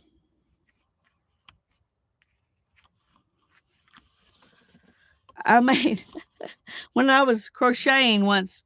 The doctor I worked for, we went to a little town about 45 minutes away and saw patients there once a week. So I crocheted 12-inch um, single crochet squares. Okay, I wanted this to be like a bedspread, so it would be really sturdy, right? Of course, I was using this hideous old acrylic yarn, and the big things of Red Heart yarn. That's what I was using way back when. And Red Heart yarn wasn't as nice then as it is now. It's way nicer now. They have some nice stuff now, but it was just what it was. Anyway, I made I don't know how many of those squares going back and forth, and enough to make a bedspread, but they were so thick and so stiff that I thought once I sew all these together, that bedspread will be so heavy to carry around and to try to wash it would be a nightmare. And I never did put them together. I just put them in a bag and took them to the thrift store. Let somebody else put them together. It was a really pretty green too. I liked green even back then. So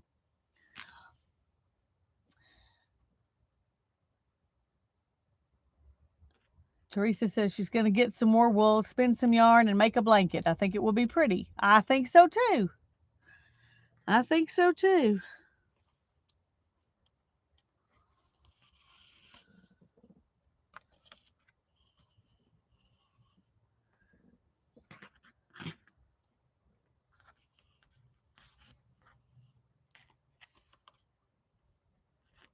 Okay, we're almost there.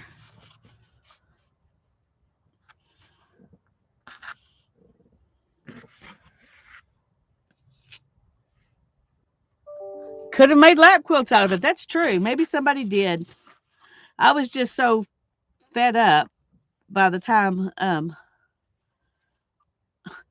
at that point I thought there's no way I'm going to do this. And I spent, I mean, each one of those squares was almost a skein of yarn. I mean, it was insane. Maybe you could get 2 squares out of one skein. I'm not sure. There was just way too much. Okay, I'm going to cut this and let's see how much too big I made it. 1, 2, 3. Yeah, you can just make it twice as long, 2 pieces or 1 piece that's 4 times as long. That's what I should have done. That's where the 4 came in. 1 piece that's 4 times as long, and then you fold it in half so you can loop it on. So that's where my mistake was. I was going to say, I could have sworn they said 4 times as long. Anyway, now I know.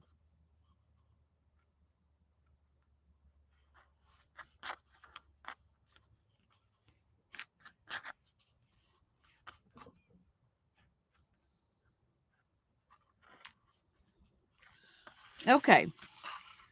Now then, I've got that. And then I'm just going to take this and bring it over here.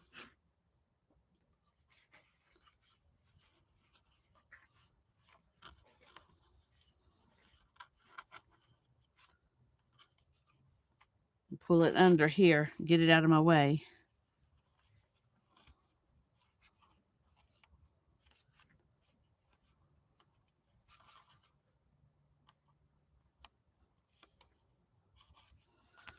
Okay.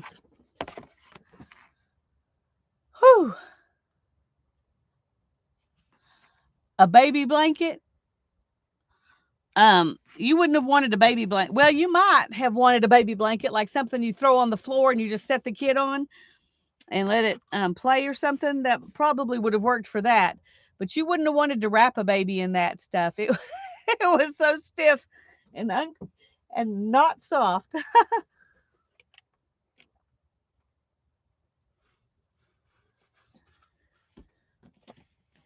You wouldn't believe it. The roach disappeared by the time I got outside. Did the same thing yesterday, but couldn't get it through to the bush.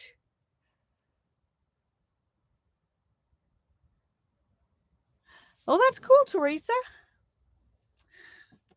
Well, I think that it just wanted to torture you, Julie.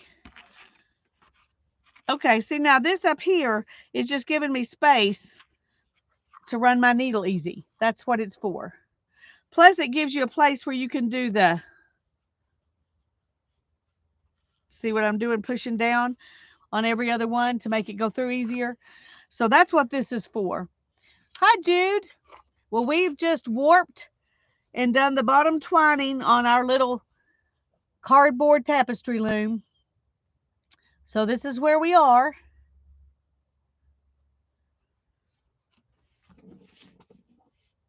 Spray the bush. Yeah. There you go. Oh, you're so sweet, Jude. Thank you so much. I do much appreciate it. I'll give you my little happy dance. You're dancing, I'll dance. Dance. Happy dance for Jude. Happy dance. Thank you so much, Jude. That's so sweet. Hi, Valerie. It's good to see you. I'm glad you're here. Okay, so what we're going to do now is start weaving. And the first thing we're going to do is just weave basic over, under, over, under, over, under, and do a few lines of that to get our warp, our base for the rest of what we're going to do. And we're just going to try some dots and some stripes and different things like that to start with, because those are the most basic things, and that'll make it make it easier. I have this tapestry yarn, tapestry wool. I got it at the thrift store. It's pink. I have this tapestry wool. I got it at the thrift store. It's a dark gray. It looks black on the screen. There you go. It's a dark gray. I think those will go good together. But we need more than two colors. Even if we're just going to do geometric type patterns, we need more than just two colors. Julie says, this time I was able to spray on the bottom of the window runner and up the sides as far as I could reach. So hopefully, yeah, I hope so. Okay, so I've got these two. And these are just stuff I got at the thrift store. But they're real tapestry wool from 50 years ago, probably. And they're in a skein-ish sort of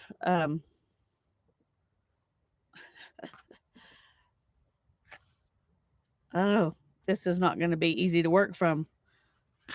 I have never tried to work from something that was prepared like this. When I make my skeins, I always have them tied. Here's a tie. Let's see if that'll.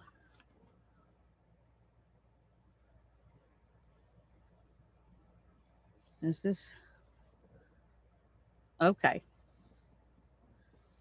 Okay, so it's a skein like this. All right. Hi, Brenda. Now, if I had realized that, I would have taken it to my yarn swift, my umbrella swift, put it on there and ran it into a cake.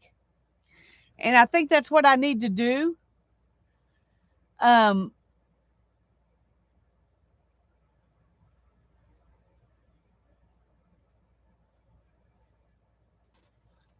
Yeah, we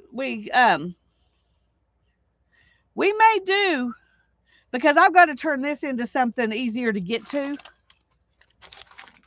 And let's see, is this one? No, this one is like back and forth, back and forth. See, they're not even done the same. Let's see if we can.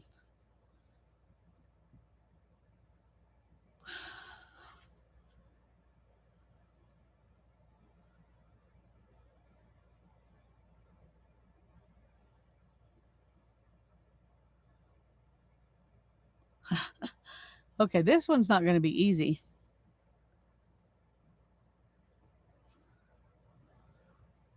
Okay, let's grab it here.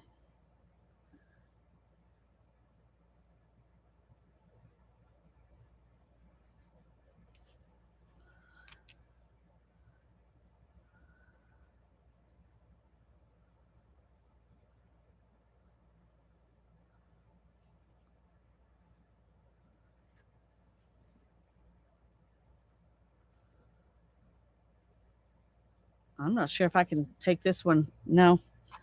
Okay, let's try it this way and see. Okay, there's my string on this one. So it does have a string. Whew! I have never, ever dealt with a skein that was tied like this before. So sorry.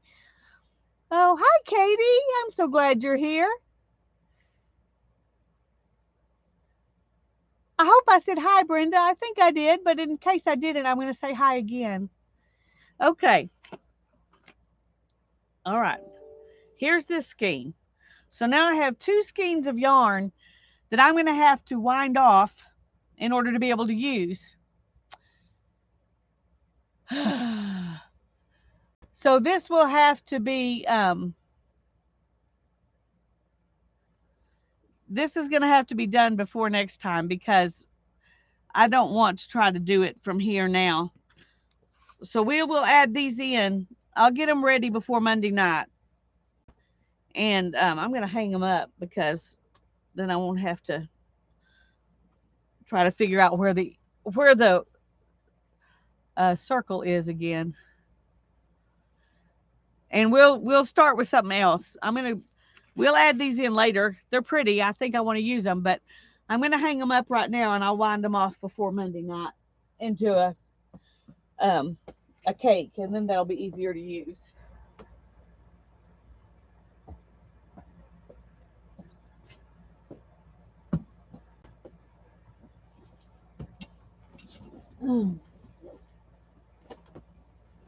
Okay, let's see what I've got in here.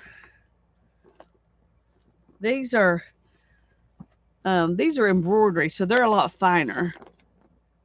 I don't think I want to use that. I don't think I want to use that. Just found a wooden spoon. Yay, Violet. All right.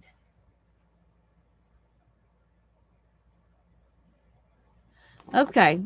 This is not going to work for what I'm wanting right now.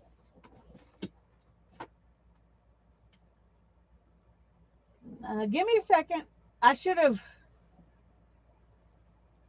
paid better attention to yarn before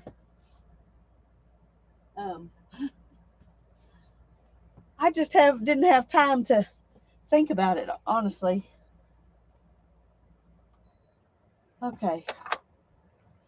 It was cold when I came out here and I turned on the heater. Now I'm suffocating. It only takes a little bit of heat right now. That was a lot. Okay. Let me find some yarn. Just a second. I'm sorry.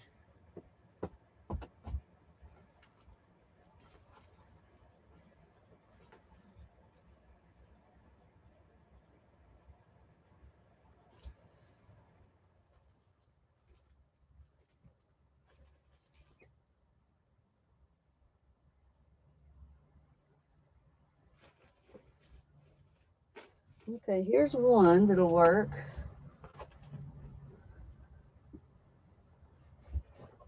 Here's one that'll work.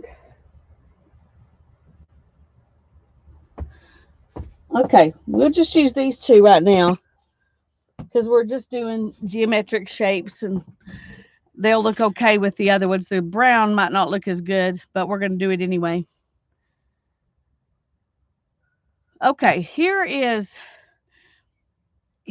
where if you had a loom like a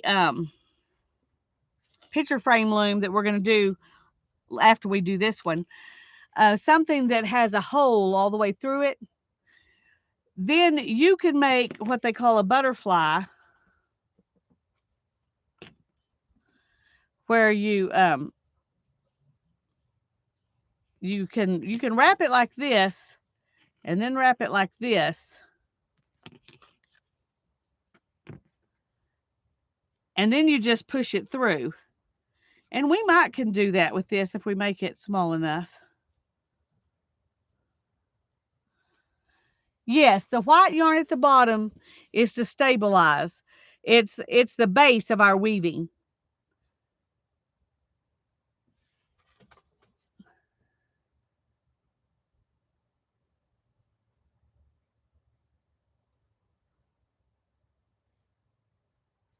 Okay. Um, but it has to be pretty small. I have somewhere some golf tees, long golf tees, that when I was thinking I wanted to do tapestry weaving before, I made a big floor standing tapestry loom, and it had heddles, it had everything. And I just kind of made it up out of my head. And and, and then my back bothered me so much I couldn't actually use it. So I gave it away to someone else. I hope they're weaving with it. But now I wish I had it back. Okay.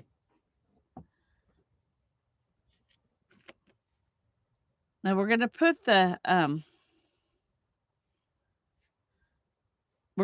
yarn through this. And see, this up here gives me room to work, so I can go over, under, over, under.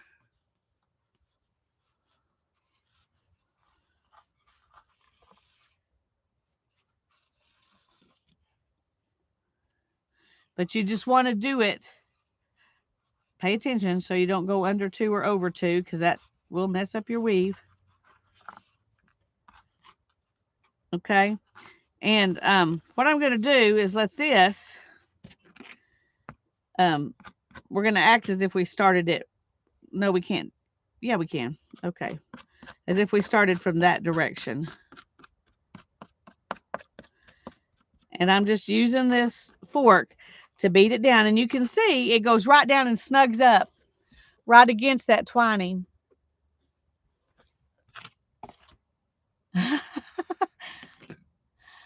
Yeah, I wonder why it is that your dominant hand does that more. I don't know. Um, but welcome to the club. Welcome to the club. It's not a club you want to be in. Not a club you want to be in. You had the brace on your dominant hand when you heard it. Oh dear. So what I'm going to do now is, see, it went under this thread at the end. It went under this thread. And, well, I do need to go back and do, ooh, no.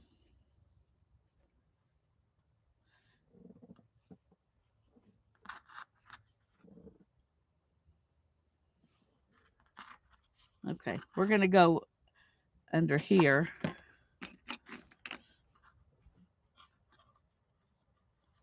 And pull this one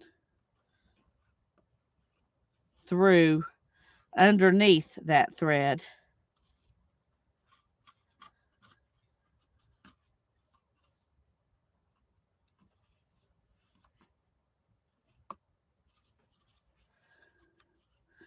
Okay, and then I'm going to cut it off.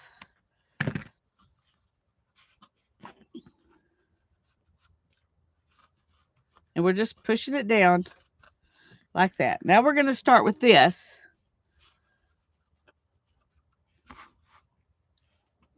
And I'm going to go over this one because I came out underneath it. And I'm just going to put it under here. And then I'm going to go over that one and put it under this one.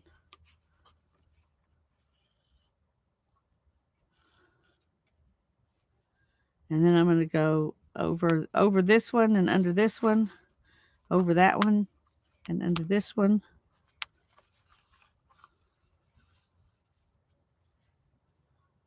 Over this one and under this one. The only reason that this is helpful is because you can have, it's a lot easier than yanking a mile of thread through with a needle. And you decide which way you want to do it. But you always make sure you're going over one and under one. See?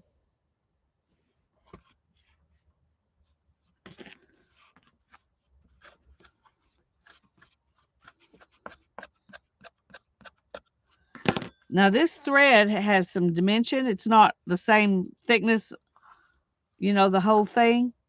So it's not going to look the same as it would if I was using the regular yarn. But I'm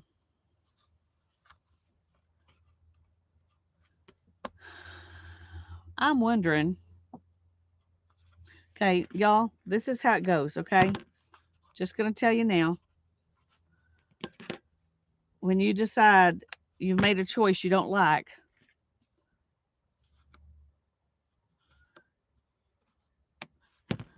stop and take it out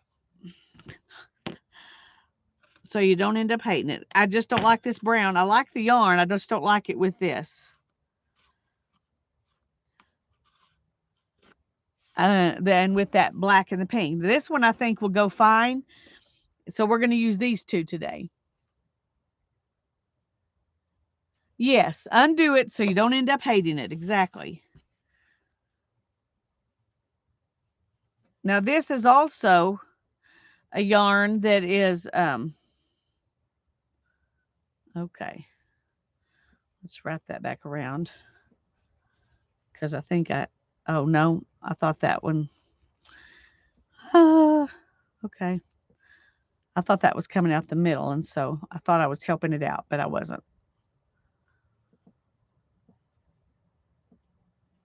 Last time I used this yarn, I was weaving in a, remember when I did the weaving on the, embroidery hoop. That video is down in my weaving playlist too. So if you want to weave on a embroidery hoop, you can do that. Okay.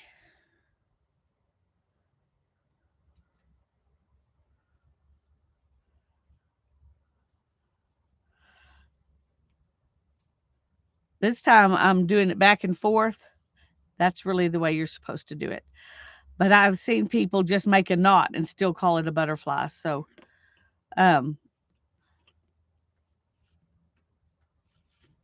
the point of the crisscrossing is it keeps the threads organized.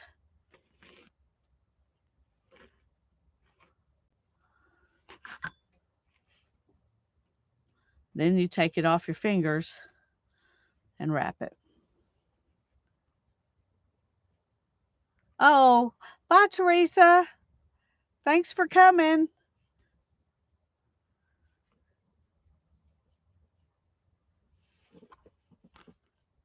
Got to get dinner cooked. That's important.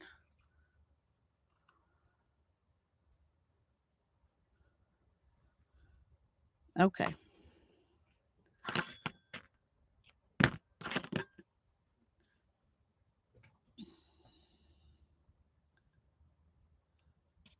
Okay. Now we're going to do it the way you really do it, which is if you're going to do this, you start with this. Okay. So we're going to go over. No, let's go. Yeah. We're going to go over that one, under that one, over that one, and under this one. And we're just going to do that all the way across.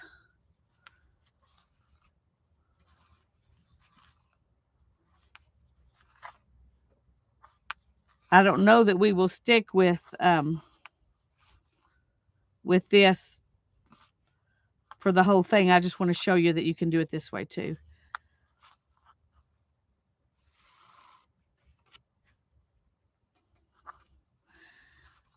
When we get to making little squares or circles or things like that, then we'll need to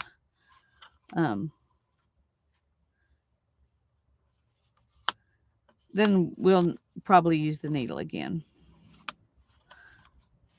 One thing, that little loom that I was using earlier, one thing about it, now this probably is not the best kind of yarn to use because of the thick and thin. Oh dear.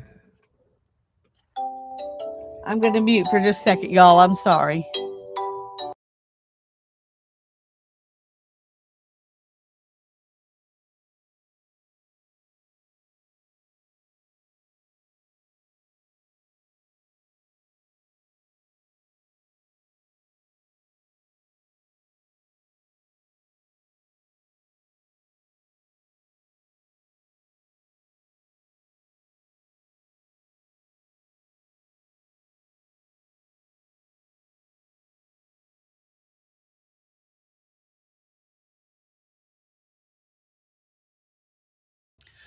Okay. And it wasn't even who I thought it was.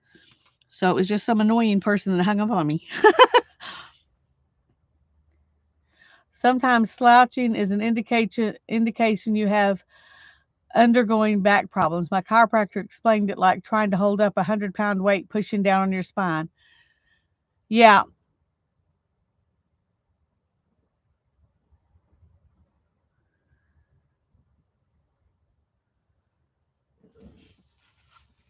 Okay. I'm going to go ahead and do this. Go over that one and under that one. Over that one and under that one.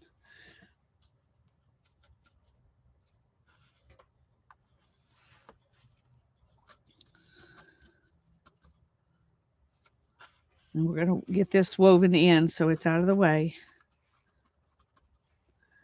And I think that is long enough. I can just cut it so it's out of the way. That's the decision I've made.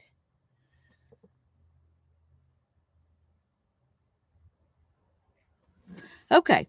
Now then, we're going to go back and we're going to do a few rows just back and forth with this before we introduce the white, because we need a solid color on here enough for the white to even show up as something worth doing. So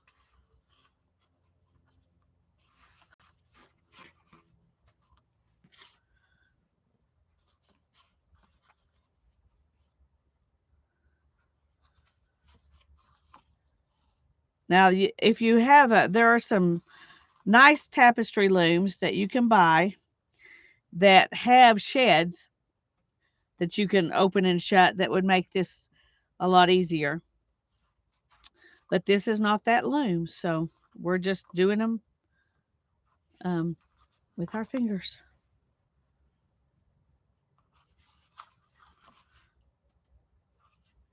I want to make me one of those looms, but right now I don't have it. That one that I made, I wish I'd kept, but my back was so bad at that time, I would have never been able to weave on it unless my back got better. Um, so you don't know you're going to get better sometimes, and you do. And I'm grateful I got better, but now I'm going ahead. This where I wove these in is exactly the same place I'm weaving this. So it'll look like I've just got a little bit thicker thread here.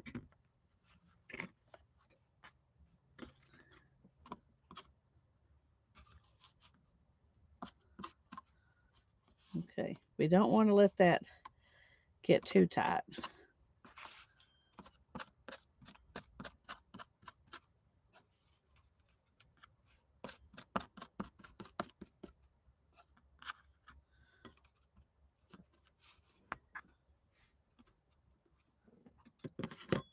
Now this is definitely a little bit thicker, but that'll kind of even out later. It just so happened that I had more big pieces, fatter pieces right here than I do right here.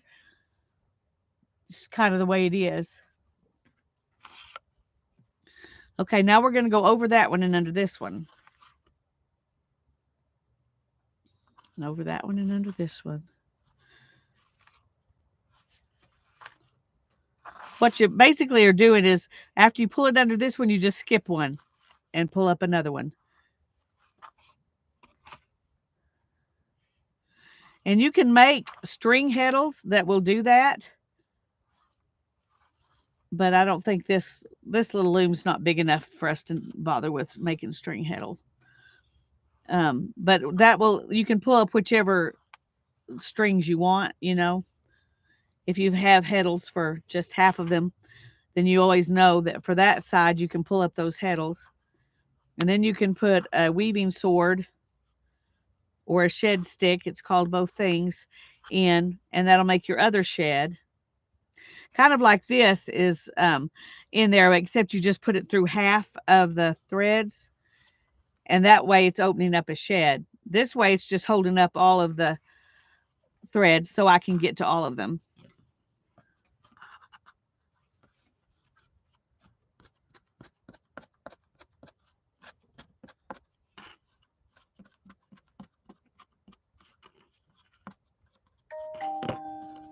Okay. We want this to cover up the thread, and I'm pushing. I don't want to push my twining down any further. See, I pushed it down because I was trying to get that. So let's just take a minute and put it back. After we get quite a few on there, it won't do that anymore because they'll be stable, but I was pushing it excuse me, a little too hard. Okay.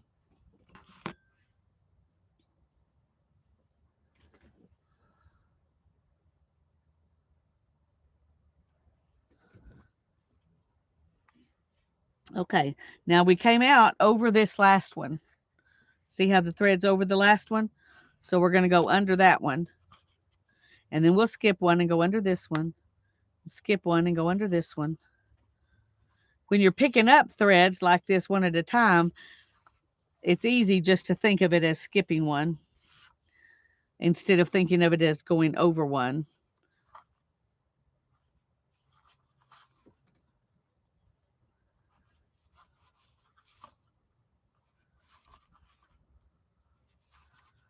Now, if I had a lot fatter yarn, I wouldn't be able to make as a butterfly that would have as long a length on it, but it would still probably be a little bit easier than to maneuver than a long length on a needle. But there are some times when you can't do this, like when you get to this part up here, you're going to have to use a needle. So it's good to know both ways because you'll need them both.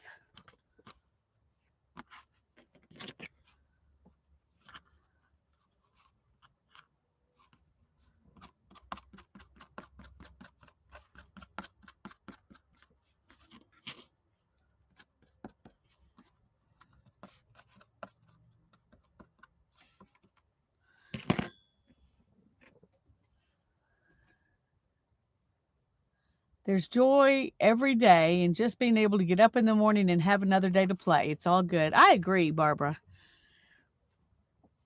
I agree. I have had days though where I remember days when I was like, "Oh, do I have to get up? Do I have to get up today?" Oh, I'm glad those days are mostly behind me.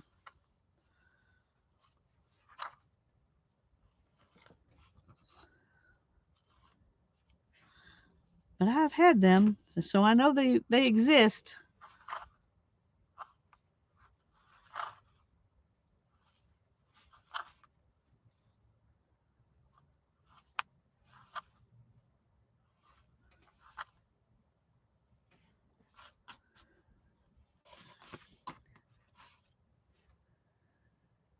An introduction to weaving. That's basically what it is, Valerie. An introduction to weaving. This is weaving at its pretty much its most basic. Just over and under, over and under.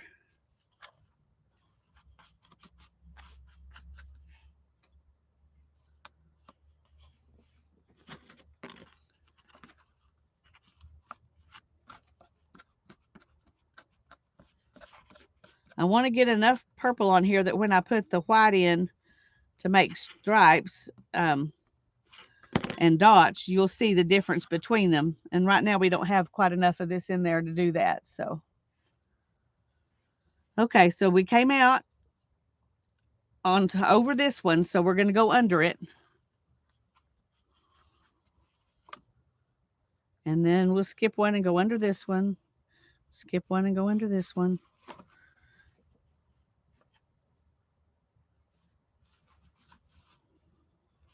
And we're just doing that back and forth all the way across. Um, and there are some, things you can do even just with this. You can make, like I said, stripes or dots. Um, and never do anything besides this basic over under pattern. But then we will get to stuff where there's, more excitement. But to start with, this is where you start.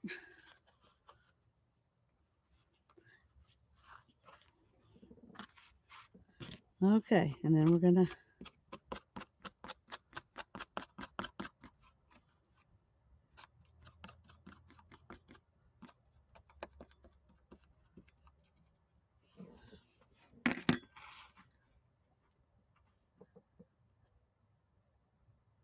it's nice because it's filling in the gaps about weaving that you don't know. Oh, well, that's good, Valerie. I'm glad.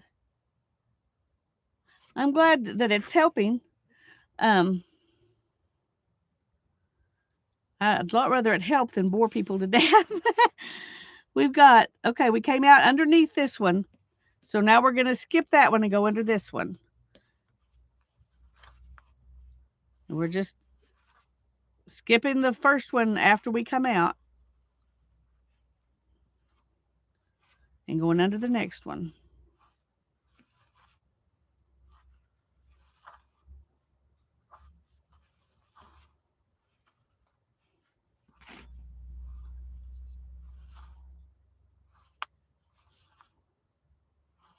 And sometimes it's a good idea, when you get this far to check and make sure you didn't miss one because it's easy to do. It's easy to just pick up the wrong one. It happens.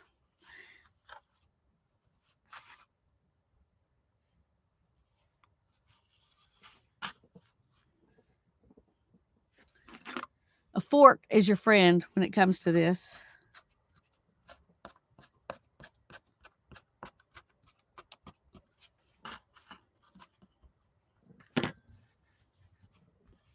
I think I'm going to go ahead and go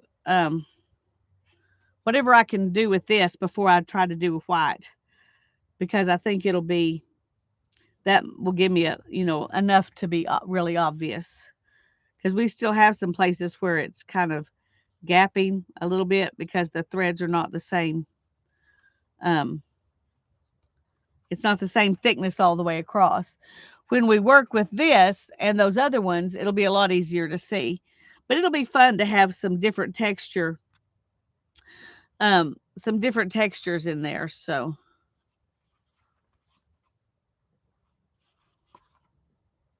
now my butterfly kind of came undone. That's okay.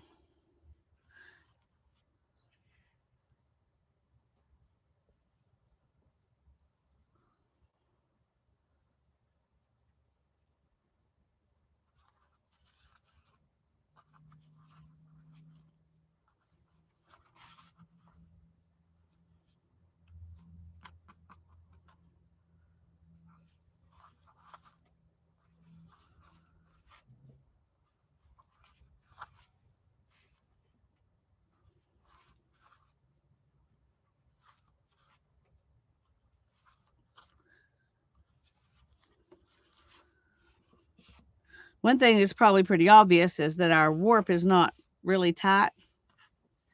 And this kind of tapestry loom, you can't have your warp really tight, because then you couldn't lift up the threads, whereas with one that's got a hole behind it, you can push them through the hole. You can't do that here. Okay, we came out over it, so we're going to go under this one, and then skip one and go under this one. And I know I don't need to say it anymore, but it helps me. When you're doing it, sometimes it helps you to tell yourself what you're doing.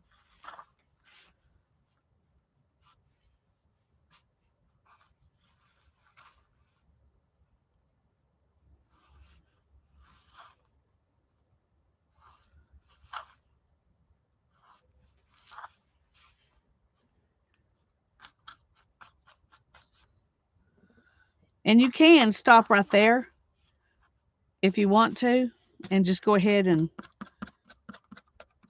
beat it down there. I'm going to beat this up a little bit, I think.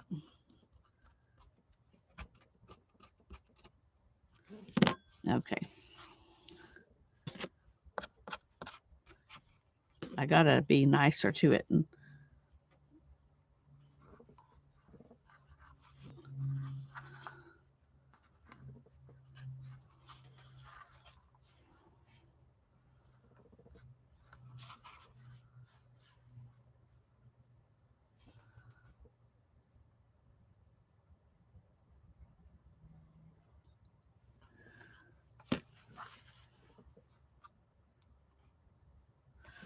All righty.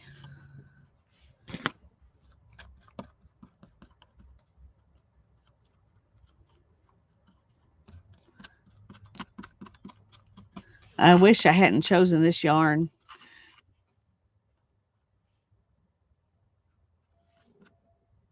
Because the unevenness of the yarn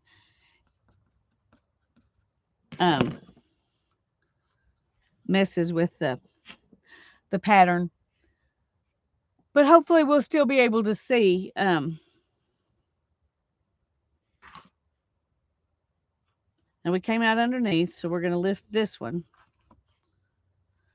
Hopefully we'll still be able to see the difference in, when I change colors.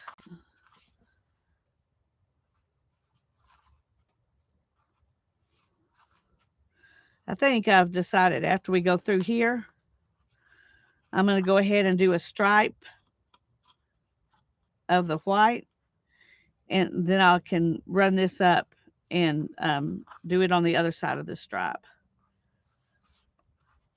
Do y'all want to do a stripe first or do dots first? Because we can do either one. So let me know, which would you rather see, stripe or dots?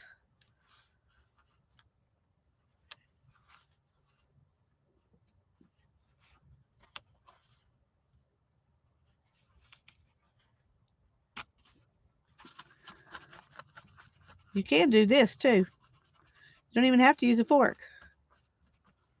Fingers were the first tools.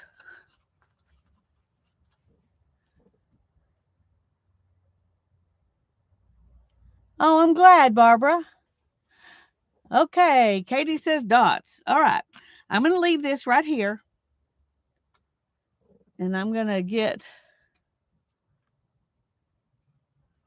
some of this.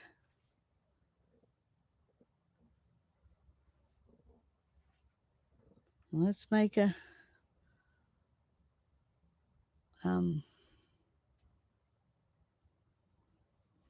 butterfly of it too.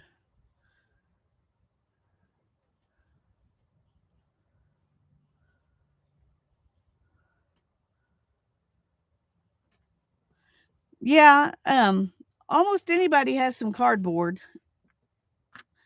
So you can, and like I was telling them, Barbara, I don't think you were here when I told them, but I have a video in my weaving playlist where I showed you how to take a couple of cardboard boxes or a cardboard box and turn it into a little rigid heddle loom just to play with and see if you like that sort of thing.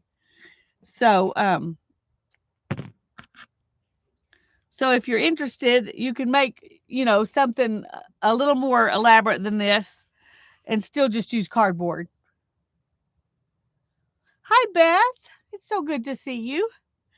Okay, we came out over the top here, so I'm going to go underneath with this one. Now to make dots, the difference between dots and lines is when you make dots, you just do one pass of the dot color. And then you go back to your other color.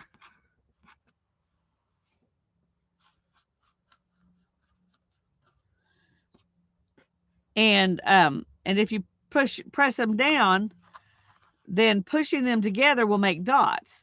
If you want a line, you use two passes, one from each direction, and that will make a solid line. Whereas just one, it looks like a line now, but when I put this back over it, you'll see that it looks more like dots. Or at least it would if both my threads were the same size. We'll see if it works with this. I think it will. I think you can still see it.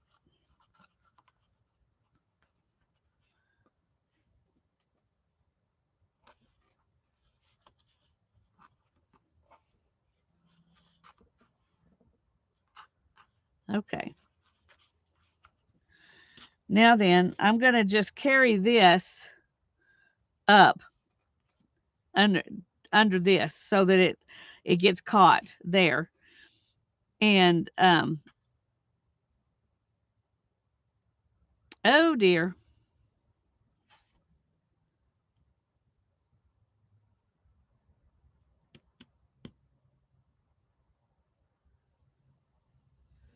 Okay. This is what we're going to do. We're going to go around it.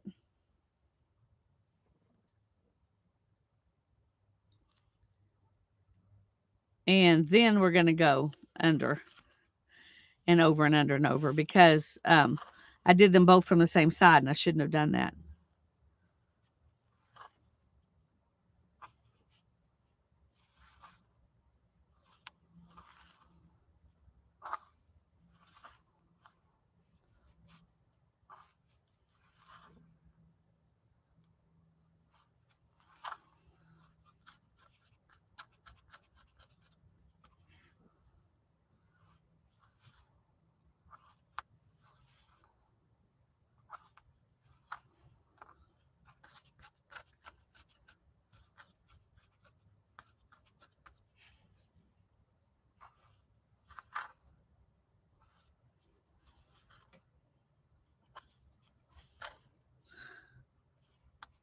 We're going to have to do several passes of this purple because it's so much smaller before it really um, makes the dot pattern. And it may not make the dot pattern because it is so um, small compared. We'll do it again with something else later if it doesn't work this time because of the disparity in the sizes of the yarn.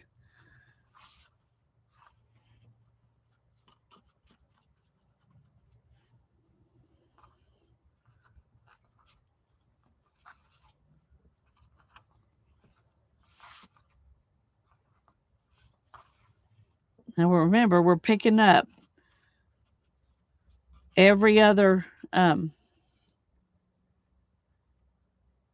when you come out from under one, you leave one, and then you go under the next one. That way we're going under every other one. The over part just naturally happens if you do that.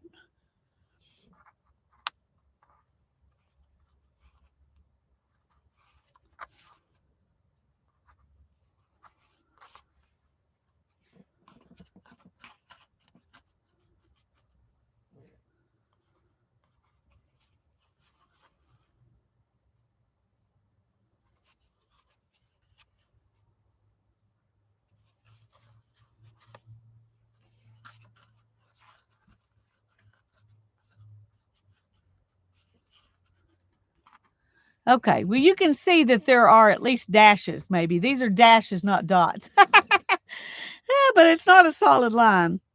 Anyway, we're going to go ahead and keep pulling that up. And we're going to do another couple more with this before we do a solid line. Okay, thanks, Katie.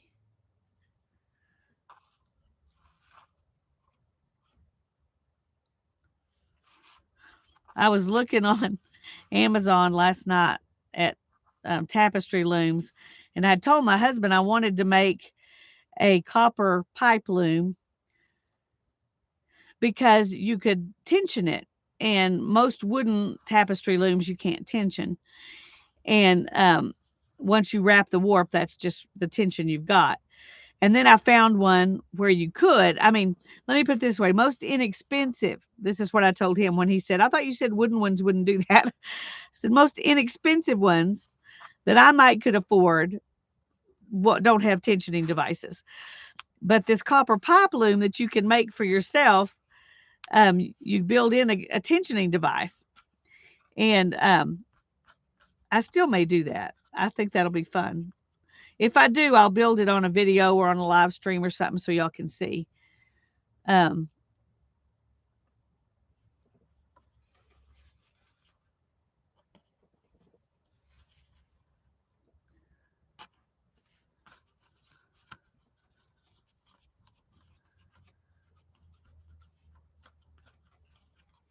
Okay, you can see the dash is pretty good, I think. I'm going to go ahead and go one more this direction and then back because I need to work this one from the same side that I've finished with this one. So we're going to do two more of these before we do a solid line of this. Dot, dash, dash, dash. Yeah.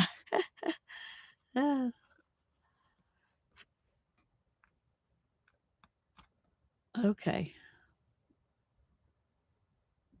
I got it kind of messed up in here.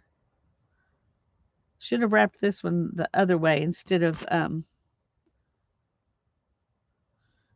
doing the over, the figure 8 thing because it's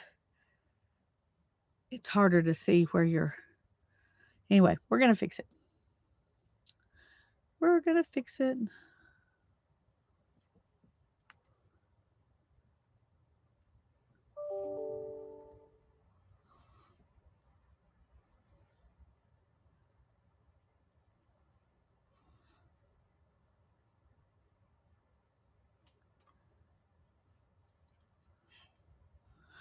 If you don't ever let it get really in a tight knot, it's a lot easier to fix something like that when it gets messed up. If you let the knot get tighten up, then it's a lot harder. Okay. We're just going to do round and round this time. And I'm just going to hold it. Okay. Now then we came out over the top of this one, so we're going to go under this one. And then we're going to pick up, leave one and pick one up. Leave one and pick one up.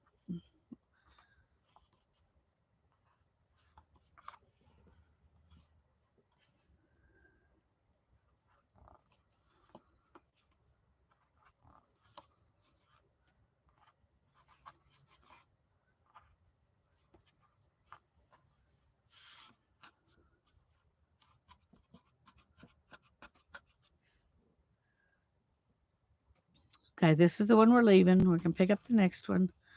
Leave one and pick one up.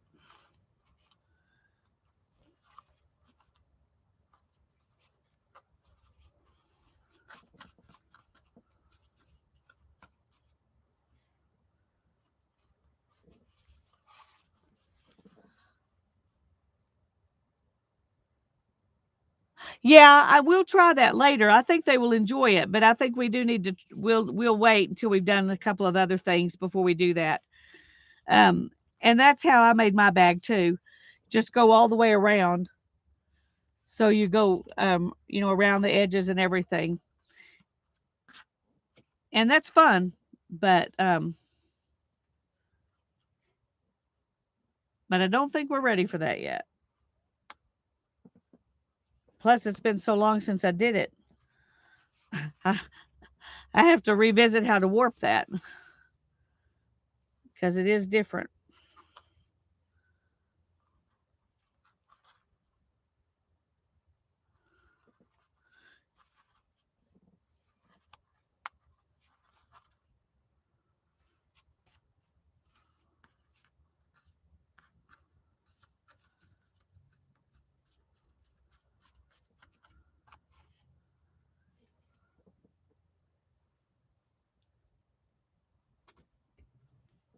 Okay. This one we leave. This one we pick up. Leave one, pick one up. Leave one, pick one up.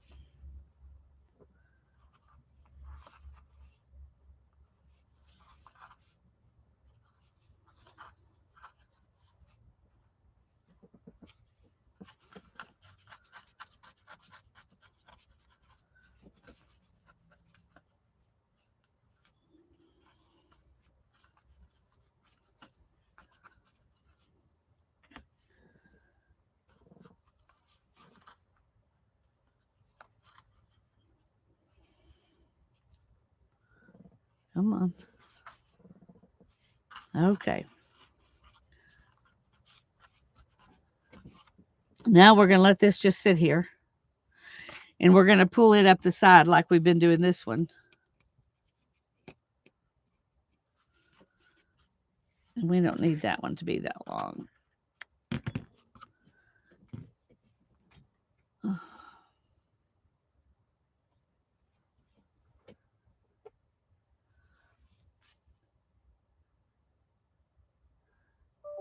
There'll be lots of videos. Yeah.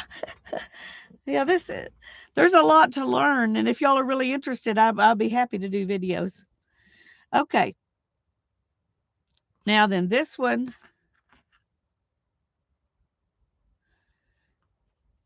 came out over the top. So this one, I'm going to bring up like this. And I'm going to go underneath.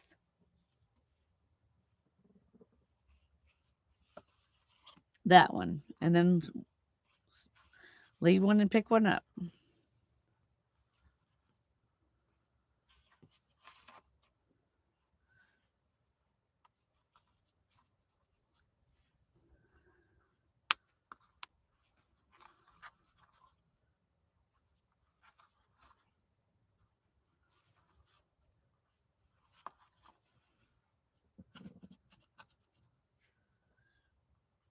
Leave one and pick one up.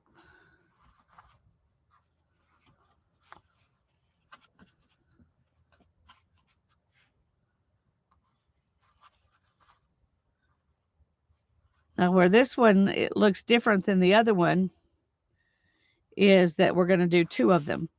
When we made the dashes, um,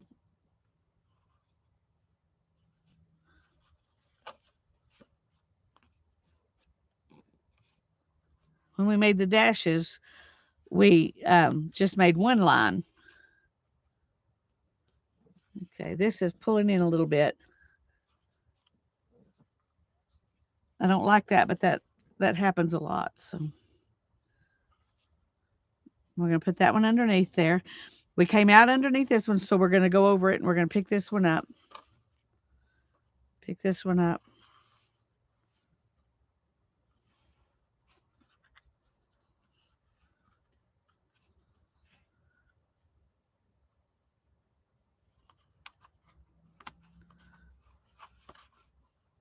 Leave one, pick one up.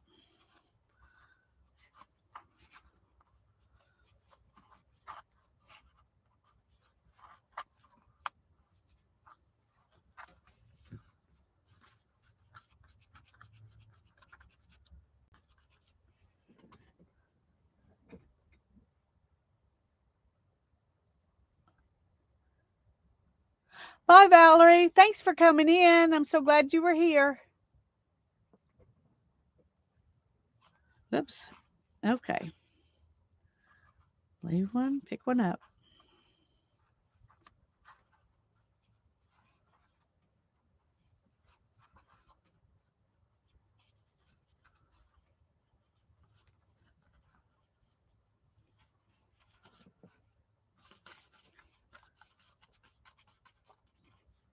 Okay.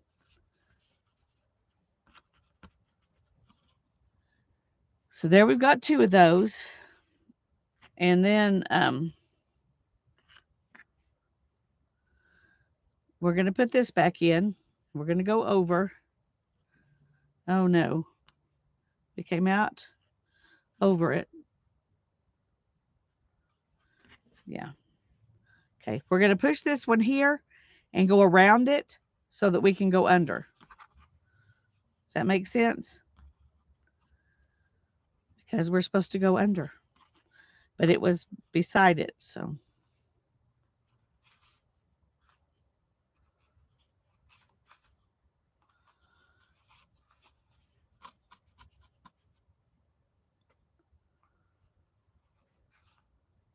Now you could do something pretty just with stripes if you want to.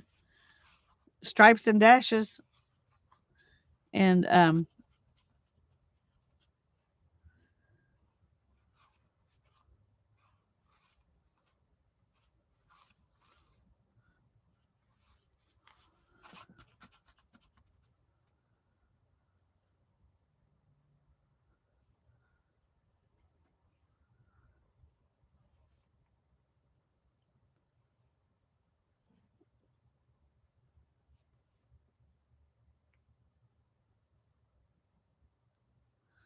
cardboard box thickness and the same with fabric. Just make sure you get rid of any residue fiber from either. I think I missed whatever was before that, but I'm sure she's giving good advice, so I'm not going to worry about it. Go back and watch it later.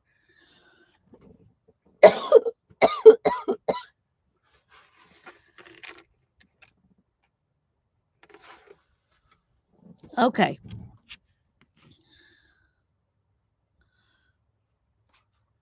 Now we came out over the top of this one.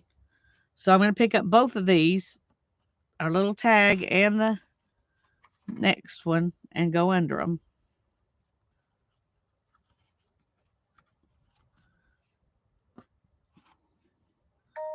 We're going to just kind of wad this up. Skip one, pick one up. Skip one, pick one up.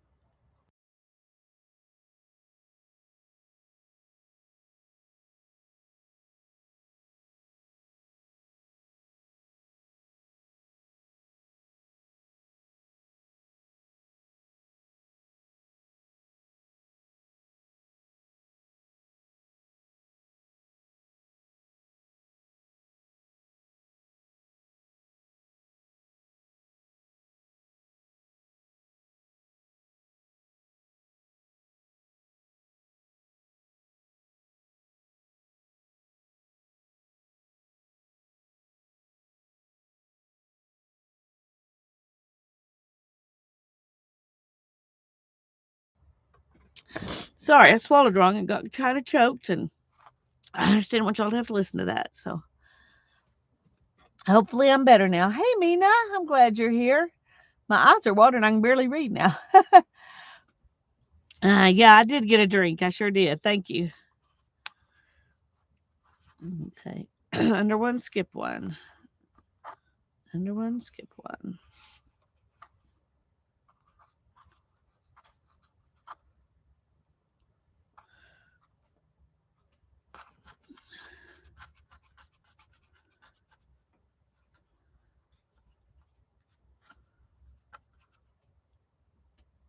Okay, you can see the difference at least between the line and the dash.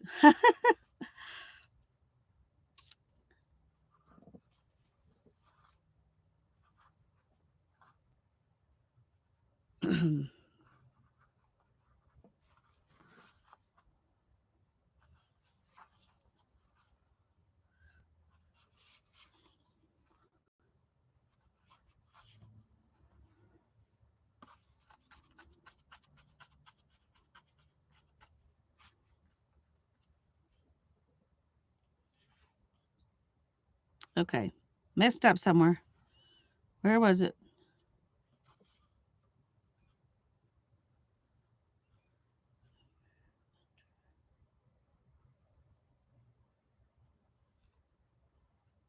Oh, it was back there. Okay, well, I'm just going to continue on here.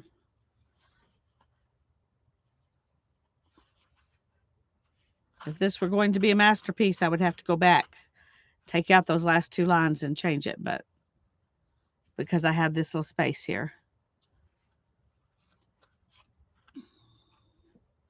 But it's not a masterpiece, so we're not going to worry about it.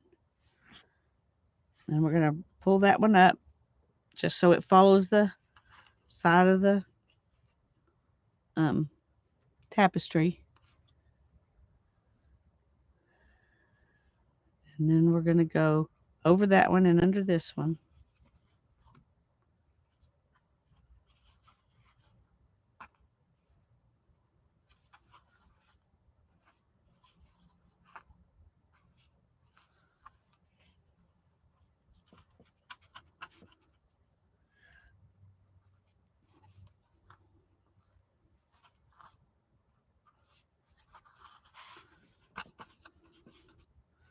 And we're just trying to fill in some color. And all of this would have worked a little bit better if I had had, um, if this kind of yarn was equal to this kind of yarn, um, but it just gives it a different texture. It's not going to look smooth like a Navajo rug or something. It's just going to be its own thing.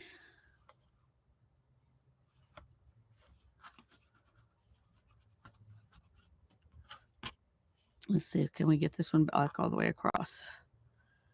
Yes. So we're going to go ahead and go back again. So we're over here, and then we can go with this one.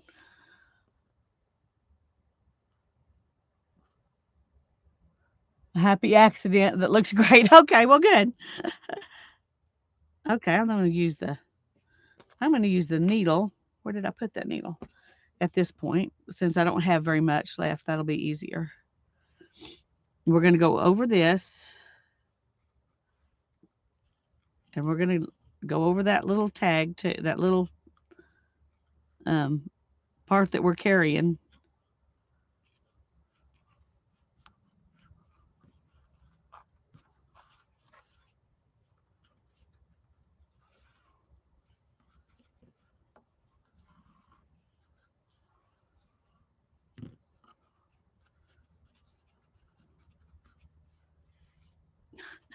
Pulled it out.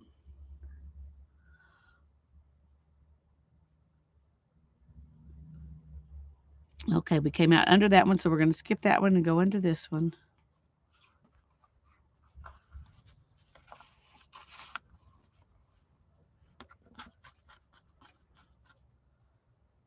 Skip that one. And if I go up here, you can see that little stick I've got up there helps me. I didn't know if I had enough yarn to do that or not. Okay.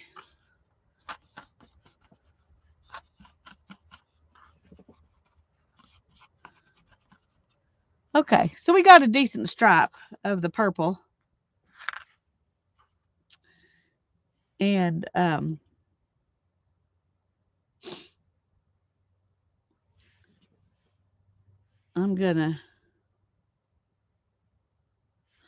trying to think here.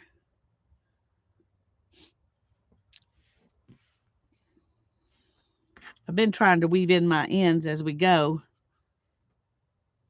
Okay, I'm gonna just clip that one there, and I'm gonna carry it up the side like I have been this one.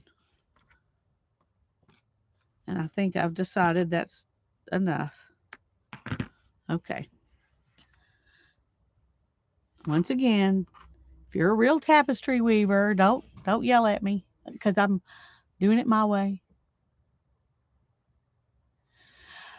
Because it's quicker to pull through more yarn if you do it this way than if you have it on a needle. Because if you put it on this much yarn on a needle, you would be pulling and pulling and pulling and pulling and pulling. And this way, you can just tuck this whole little thing under. And then when you get to a short piece, you pull it through with a needle. After you get to about here, you can't use this method anymore on this kind of a loom. So you would have to do it in needles anyway up there. But I just thought I would show you this because a bigger tapestry loom or one that has holes in a hole in the back and isn't solid like this, this is a normal way to weave so that you can do a shape over here and leave this hanging out right there and do some here and leave that one hanging out. And you can work several colors at a time, but we're not to that point yet of working several colors at a time, but you can do that. You can do that, and you can do that with the needle too, but it's easier. It's easier to pull more yarn, to keep more yarn together, not have as many joins if you do this. I hope that answers the question. Good. I'm glad, Mina. No, questions are important. I'm glad you asked questions because especially something like this, um, because when you know why, sometimes you don't always think to explain why. Um, once you've learned it, it seems intuitive. Until you've learned it, you don't know it. So it's not intuitive. So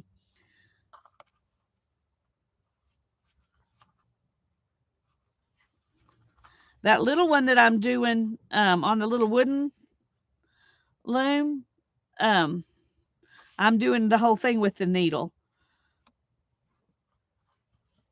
And I could probably do this with that one, but I don't want to take any chances on messing up that board. So you can see how my edge is going in just a little bit. I don't want that to happen any more than it has to, so I need to try to watch that when I'm going around. Okay, I'm going to go ahead and do a few more of these so that I've got, a piece of solid white that's longer than just one line. So we may just do however much this will do.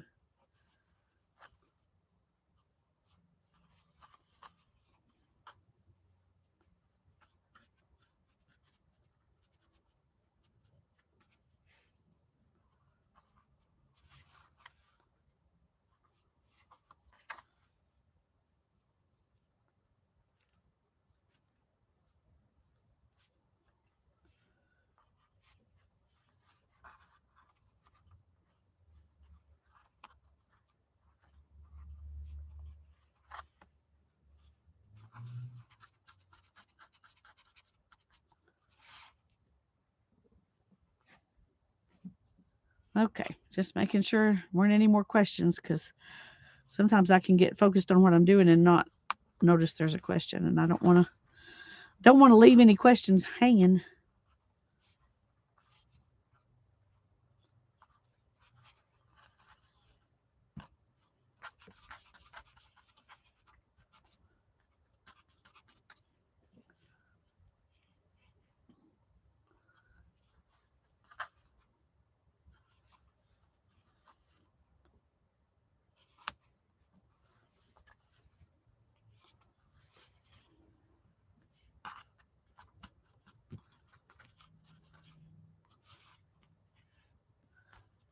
Okay. It's looking kind of pretty, isn't it?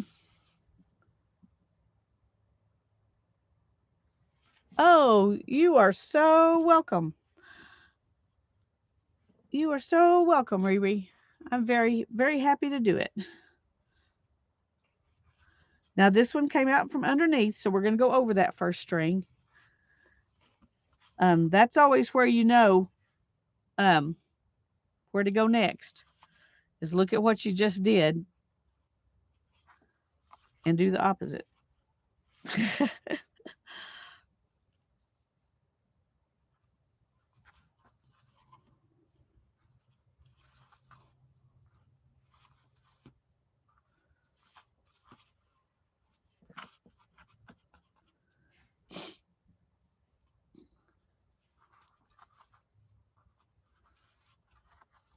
Now, these are getting a little looser because as we're pulling on these strings, they're going tighter into the cardboard because I didn't pull them as tight probably as they could possibly go. So that's something to think about. But as we get closer up here, it will tighten up just because we're filling it up. So it's actually making it easier since I did that. Right now, it will get harder, and that's when we have to start using the needle for sure when it tightens up.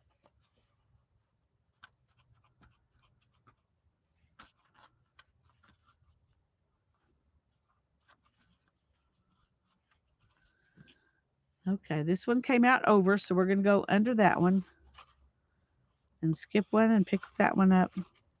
Skip one and pick that one up.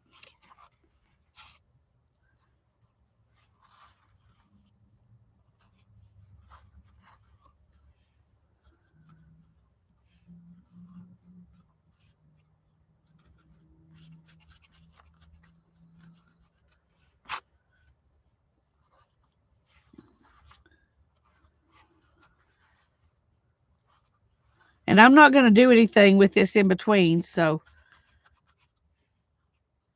Monday night we'll pick up right where we stop here. So if you're working along, you can, maybe get yourself to this point by Monday night and then be ready to move on to other things. If you're not working along, then you can just watch Monday night too. So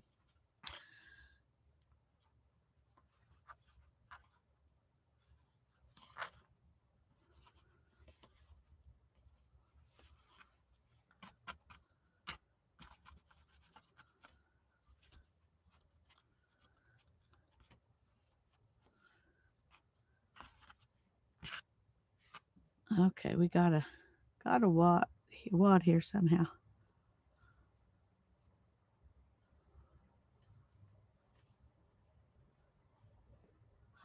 Mindy's question. Let me look. Sorry. Lisa, do you have to do over one, under one, or can we do over two, under two, or something like that? Yes, you absolutely can. It just looks different, and we will do some different things. The over one, under one is just the most basic thing, and that's what we're doing right now, is just doing what's the most basic. But when you do over two and under two, that is like a basket weave stitch, going over two and under two. Um, when you go like over two and under one, or over one and under two, that's a twill stitch. So there are lots of variations. We're just starting with this. over one, under one also makes the most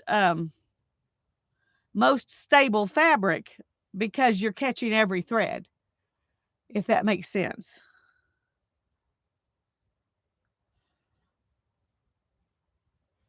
Okay, this one came out underneath, so we're going to go over it and pick that one up. And skip one and pick this one up.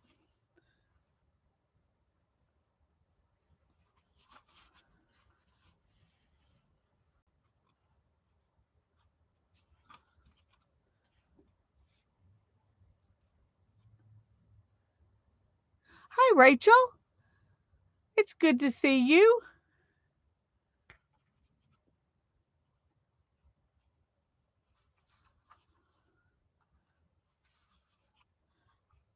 We're just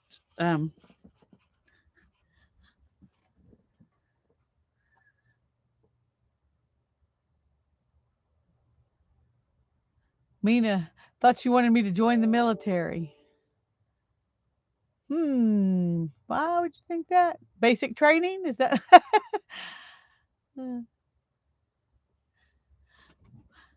Well, I'm glad you're here, Rachel. We don't want you to join the military unless you feel so inclined. Right now, we're just skipping one and picking one up. Um, just a basic over under weave.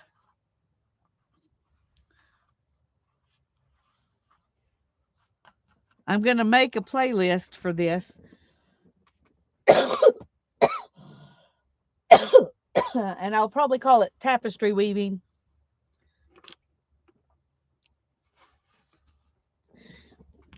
And that way, when we move on to the other kind of looms to work with, not just cardboard anymore, it's still going to be tapestry weaving, and so it won't get confused by just being in weaving,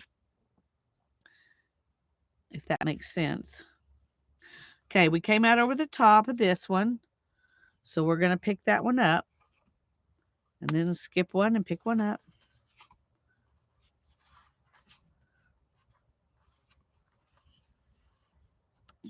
I'm going to hold this out here a little bit so that it's not being squished anymore. I don't want it to be squished any more than I already did. That's one of the edges are the hardest thing to balance and get right.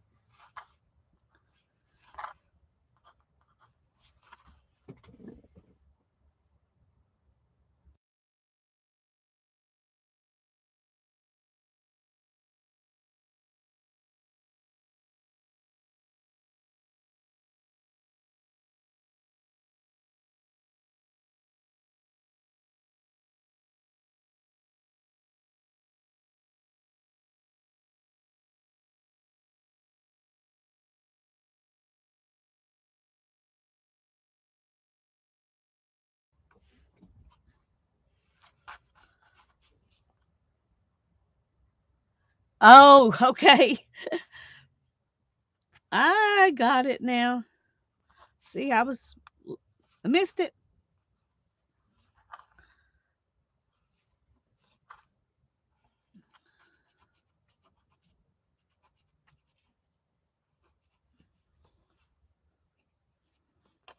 Okay.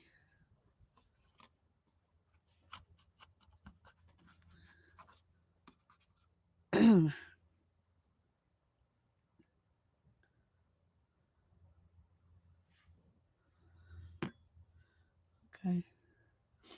We're just gonna go ahead and 72. Yeah. Well, they don't want me, that's for sure. Unless they just want somebody to, sit around and do crafts for them. I could do that.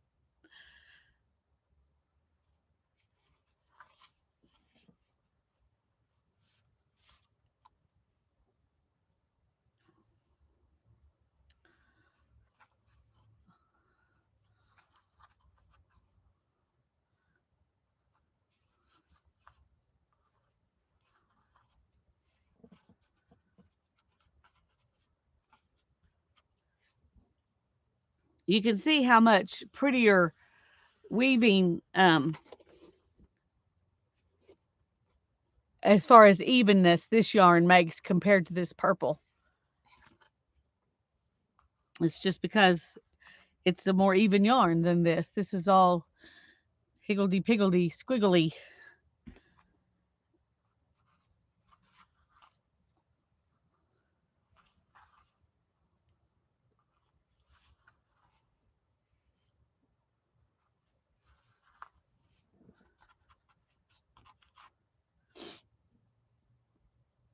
A whole new definition of senior ranks. Yeah.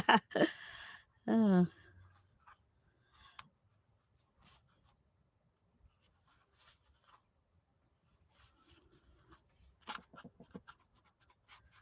okay. I think we're going to get at least one more out of this, and then we're going to. It's 5 o'clock. Yeah. One more, and then I'm going to have to stop. I like the nubby yarn too. It's just doesn't give the smoothness of a lot of what that a lot of tapestry is known for.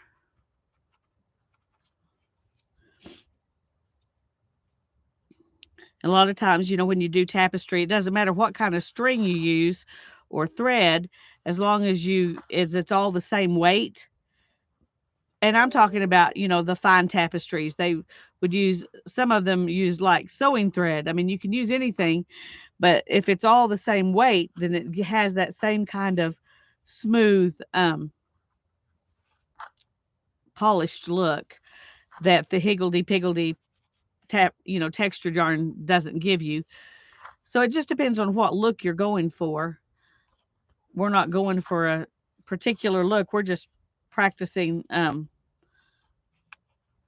different techniques right now. So, but I think we got quite a bit done. I mean, we warped the loom. Besides playing on my tree, we warped the loom and we twined it, and we've already done um, dots and or dashes and lines. So I think we're doing pretty good.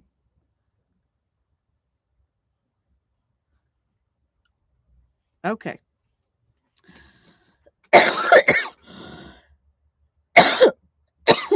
Excuse me. Just 1 second.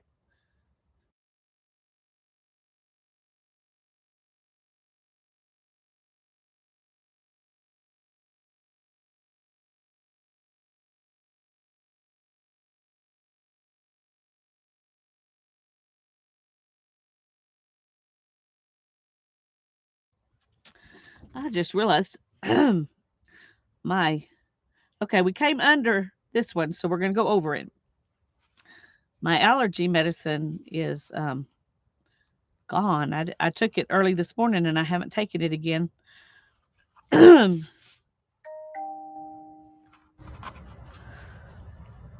Skip that one and go under this one. Skip that one and go under this one.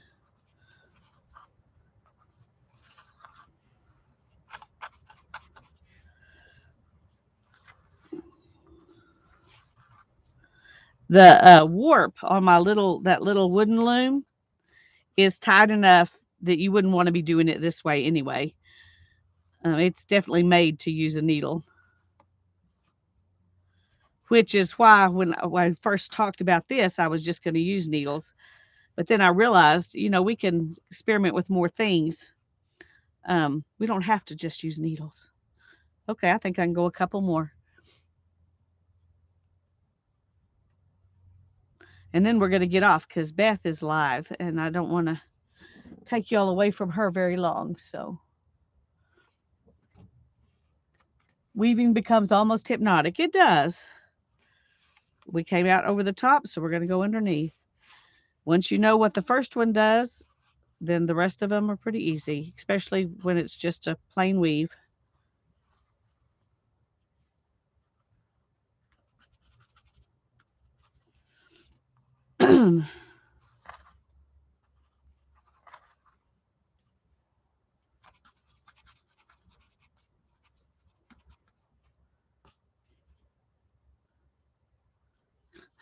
Wad it up a little bit here. leave that one. Go under this one. Go under this one.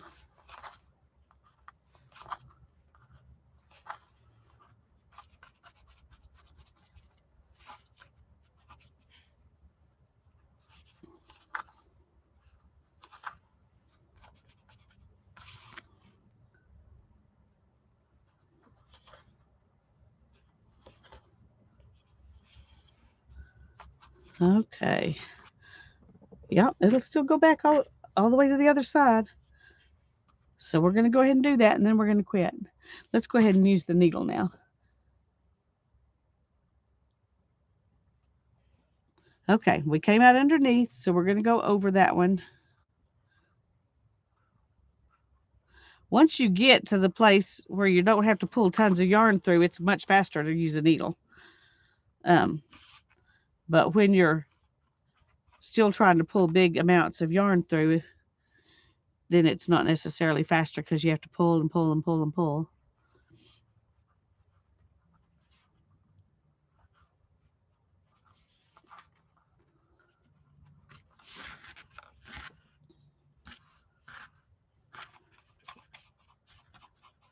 Now you want to leave that a little bit bubbled and then push it down so that it has room to do the over-under thing. If you pull it tight across here, then it doesn't, your fabric's not as smooth. Can we do one more? I don't think so. Okay, so we're going to leave this like this. I'm going to go ahead and hook this through this needle.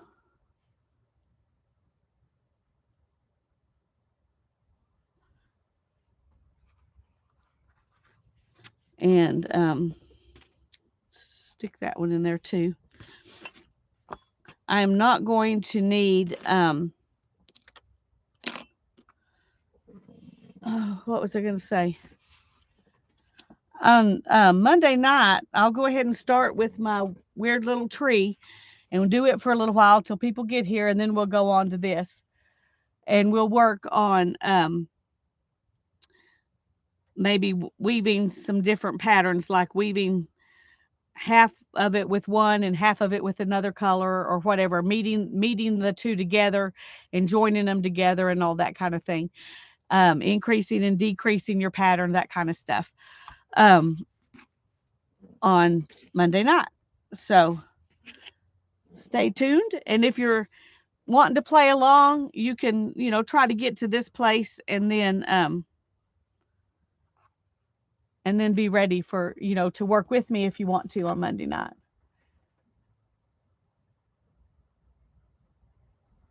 Amen, Jude. I agree. We need some of the simplicity. Oh, okay. Thank you, Katie. Thank you, Rachel. Thank you, Mina.